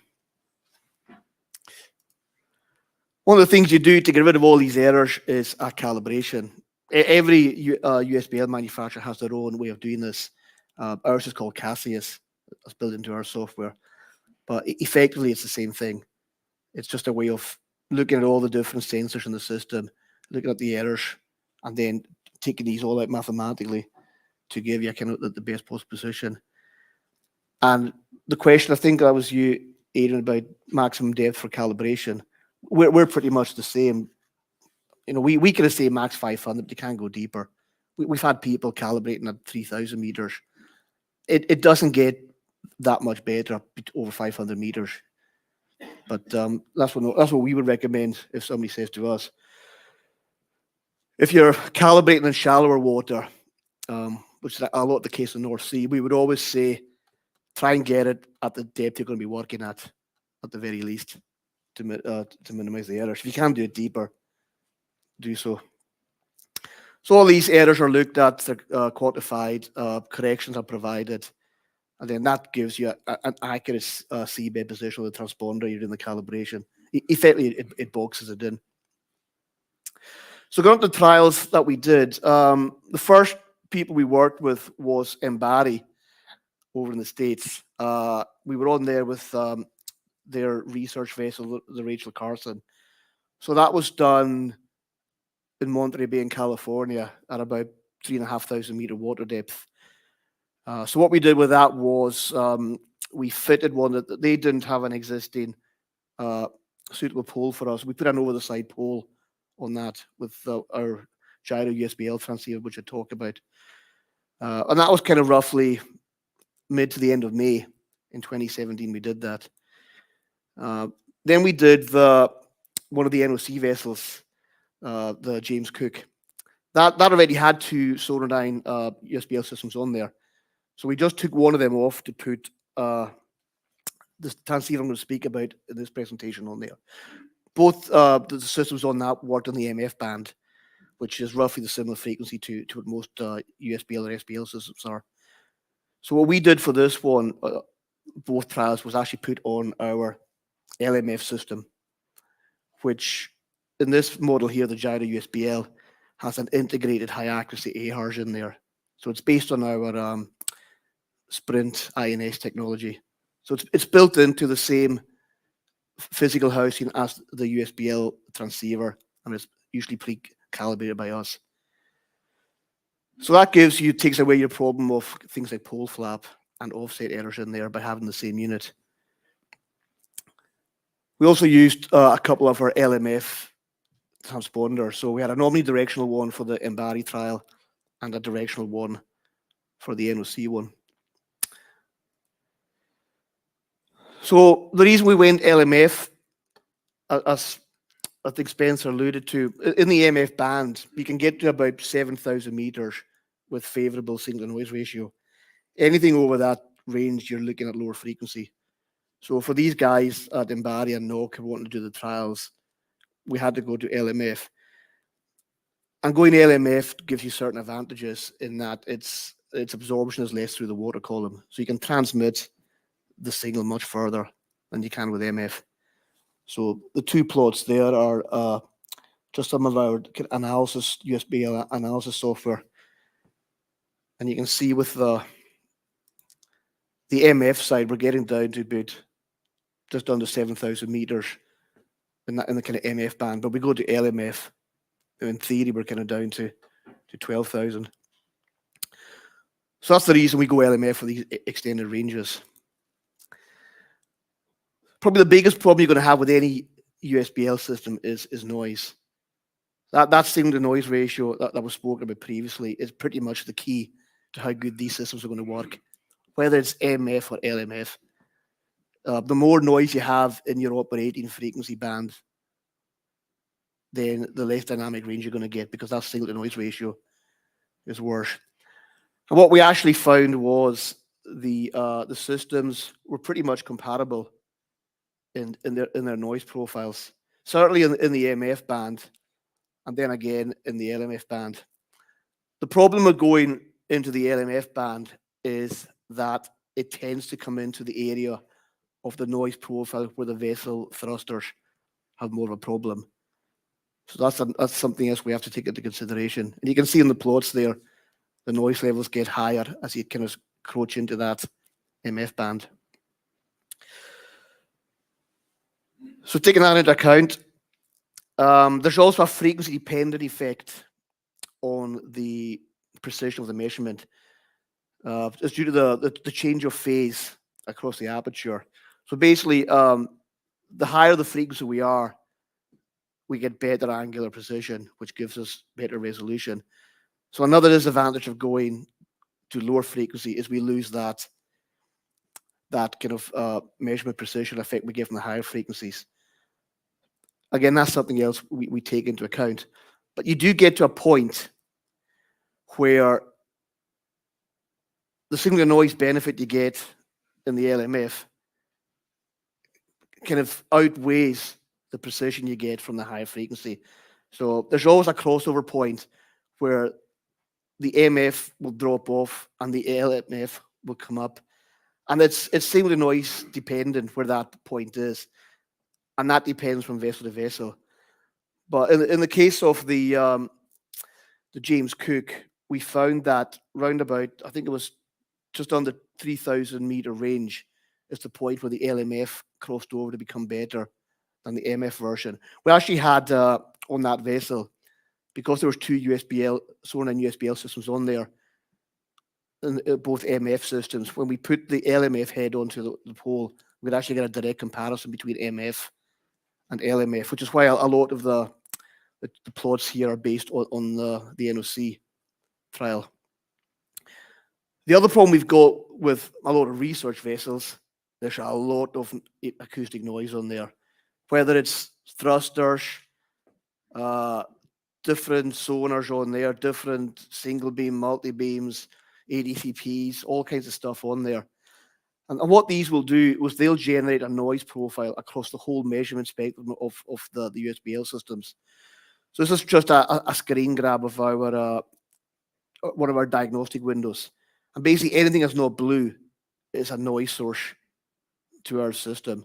So it's actually a good diagnostic tool when you're trying to optimize these systems, is to look at where the noise sources are. One of the things we can do with our system is we can pick what frequencies band we work in. So if we're working from 14 to 18 kilohertz, we can just go anywhere in that range to pick our interrogation and our reply channels. So if we do find one frequency that's particularly problematic, we just pick our signals and addresses outside of that range. So the next thing we went on to look at is just how much of an effect the thrusters have on the USBL system. So that's the LMF and MF comparison when the vessel was stationary. We then just started sailing out to the test site and just started recording. And what we found was there was pretty much no difference in whether it was standing still or just sailing at a steady speed. Where we found the problem was in station keeping. So basically, you got all the thrusters going to keep the vessel positioned, and we saw a massive uplift in noise across the detection frequency range there. And then plotting that noise levels at various thruster states from stationary up to full whack, you can see how much of noise is in there. And it becomes difficult to kind of start picking out kind of optimal conditions then, but you can see, if you kind of zoom into these graphs, areas that you can put your signals. That's peaking just above 75 dBs of noise, which is actually pretty good. You know, an offshore support vessel will be probably way above that when it's kind of firing on all cylinders. But research vessels tend to be designed to be acoustically quiet as much as possible. So with that increased noise and how that affects your signal to noise ratio, what you look at here is basically the in-band signal to noise ratio and how that affects your precision in meters.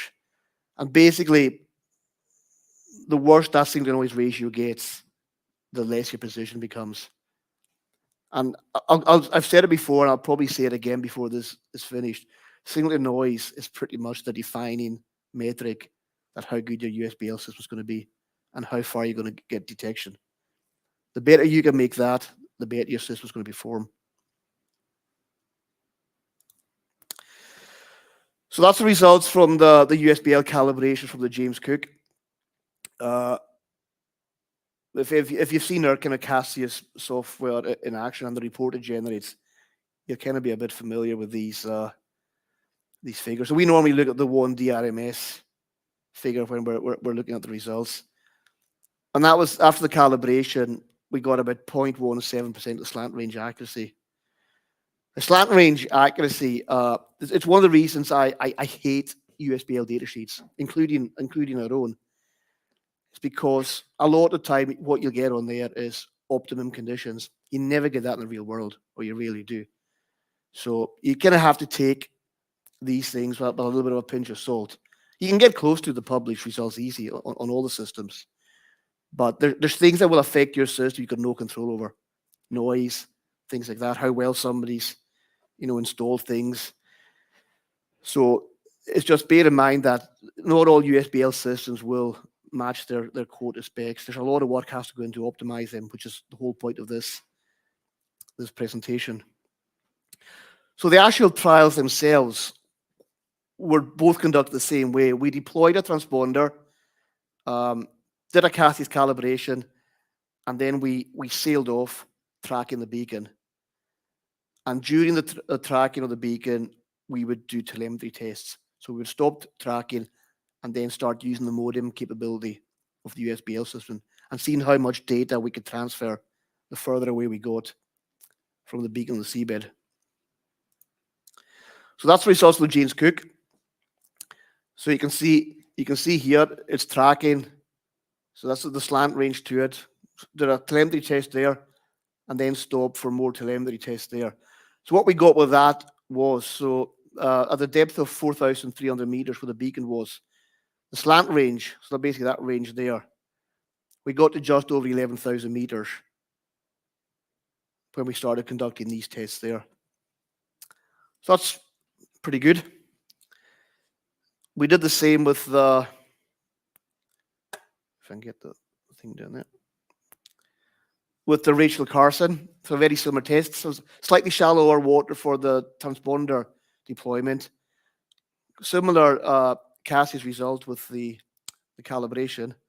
And again, we did the exact same test. We sailed away, stopped occasionally to do some telemetry tests, and we got about 11,300 meters there, maximum slant range.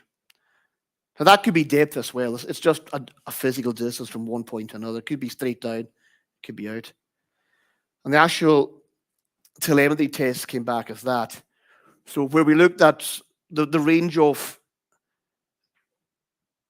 bit rates that our product support, from 200 up to 9,000 bits per second, and what the theoreticals are. We measured what the actual bit rates were. So that was kind of real world data. On the faster baud rates, you start struggling a bit more.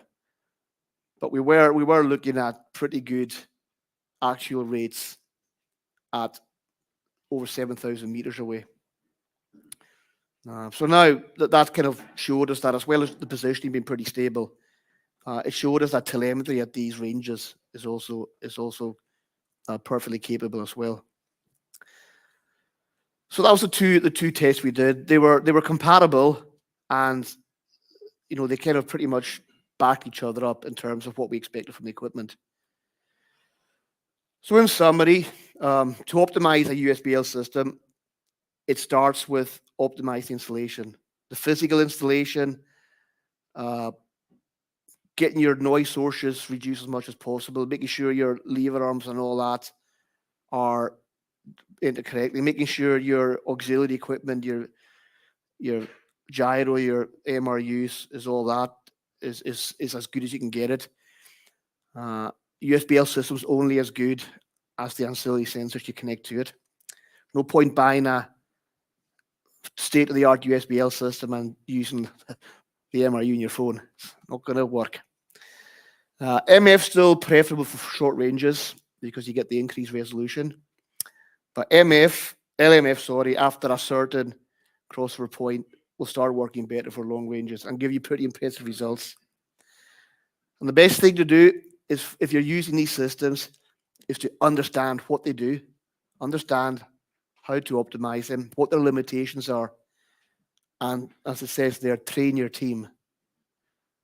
If your guys know what they're doing with these systems, you can get some pretty impressive results from them, as these trials kind of showed. So with that, I'd like to say thanks to Barry and the NOC for supporting the trials, and I will answer any questions.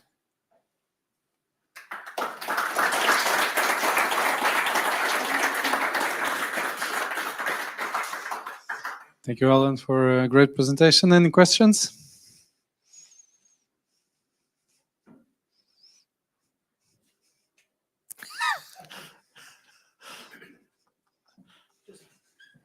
You don't need to present yourself anymore. Yeah. Alan knows me anyway. But with your head, you had it facing down, and then you steamed away. Wouldn't it have been better to use your tilted head? Was that not the point of they wanted to see how it would perform without a tilted head? Okay. Yeah, I mean, that one, you could have used a tilted head. It becomes a little more difficult to calibrate, but that was the point. The water was deep enough there that we knew we would have full coverage even at that extended kind of layoff from the beacon. So we modeled that, so we knew we would be in acoustic range. But we do a lot of that gyro USBL system, because it's pre-calibrated. We have a lot of clients who put them and actually they tilt the whole thing because there's a gyro built in. Yeah. It kind of self-calibrates. So some people do that, but in these trials it was just looking straight down. Okay, I guess that's what if you've got a tilted head, you need to always operate towing something, and maybe your tests were for Yeah, doesn't they couldn't have any particular heading to whatever they were wanting Well, to. I think to it was limit like I said, we did the modeling beforehand, and we kind of knew that what the slant range was going to be. We would have coverage. If we thought it wouldn't do it that way, we'd have tilted it. But in this case, the modeling says it wasn't necessary. Oh, okay. Good. Thanks. Thank you. Anyone else? Questions?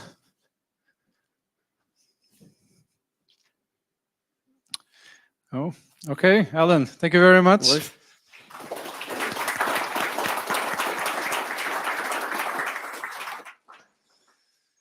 You managed to take that out. Okay, I know this was the first presentation. We do have a final presentation, a short one from the students. I have here with me Audum Solberg from HVL. Audum, you can put this one. Maybe she can assist you with that while I make a quick download of your presentation.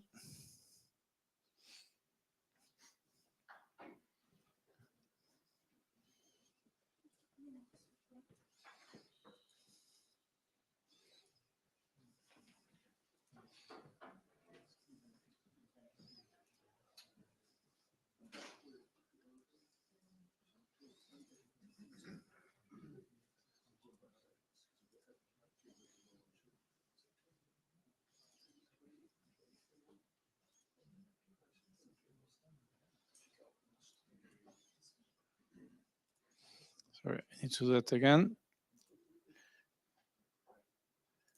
Now should work better. Enable.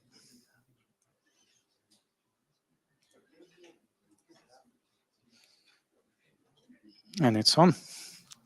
Good. Is it on? Yeah. Okay. My name is Amund Solberg, and I'm here just to talk about an initiative that some of us students at HVL have started. We call it the Måler Club, or the Measuring Club. Well, it really started as an initiative because some of us students, me included, while going through the studies as land surveyor at HVL, we felt that we kind of didn't really get a hands-on experience using the surveying equipment, and well, we also felt that we had a lack of contact with the industry and the possible areas we as surveyors could work in.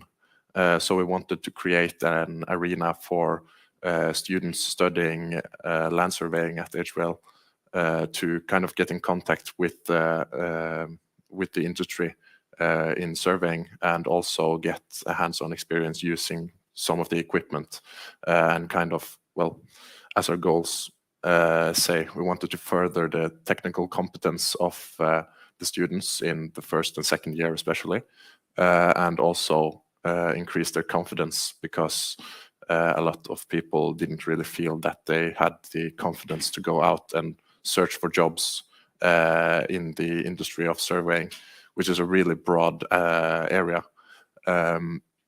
So we wanted to create this arena for, well, connecting with the industry and maybe even recruiting of the senior students, as well as having a social arena for students to kind of just socialize and get to know each other and help each other out. So we hosted an event, and well, we have only had one event this far.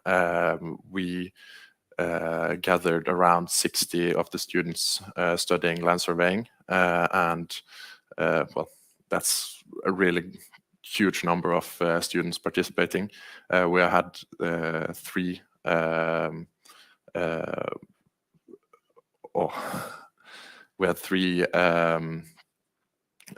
members of the industry or surveying industry attending, each contributing 2 surveyors, so total of 6 surveyors that kind of was there and were able to talk to the students, and also, as you can see here, help us out and show us around the equipment. So we got a lot of more hands-on experience of what a surveyor does in a day-to-day basis. This seeing as how great of a success it was with the great attendance and the great feedback from a lot of the people that attended, both from the industry and from students.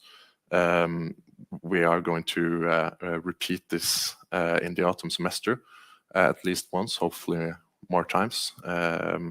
And we really want to kind of branch out, not only within land surveying, but also getting to know the other areas where a surveyor is really, is needed, or where you can work as a surveyor. And that's really all I had to say. I have some pictures just showing us having fun, eating pizza, socializing, and getting to know professional surveyors and each other. I'd also encourage you to follow both the Måle Club and the student organization for the surveyors at HVL. And that's really all I had. I'm not going to take up a lot more of your time. If you have any questions or this seems interesting, please just reach out or grab hold of me afterwards, and I'll be happy to answer more questions. Yeah.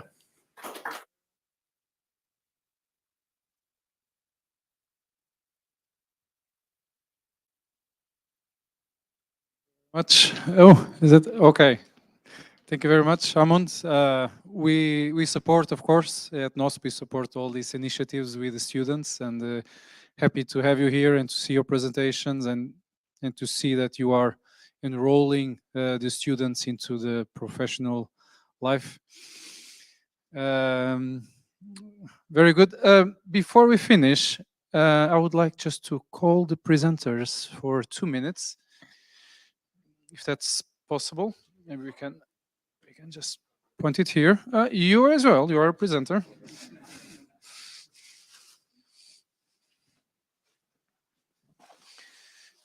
And we have a little minor thing, a little gift from NOSP. Thank you very much for your presentation, Alan.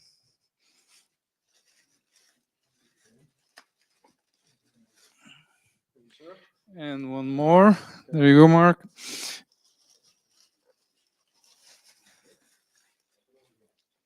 And Amund, thank you very much. So some applause for the presenters, please.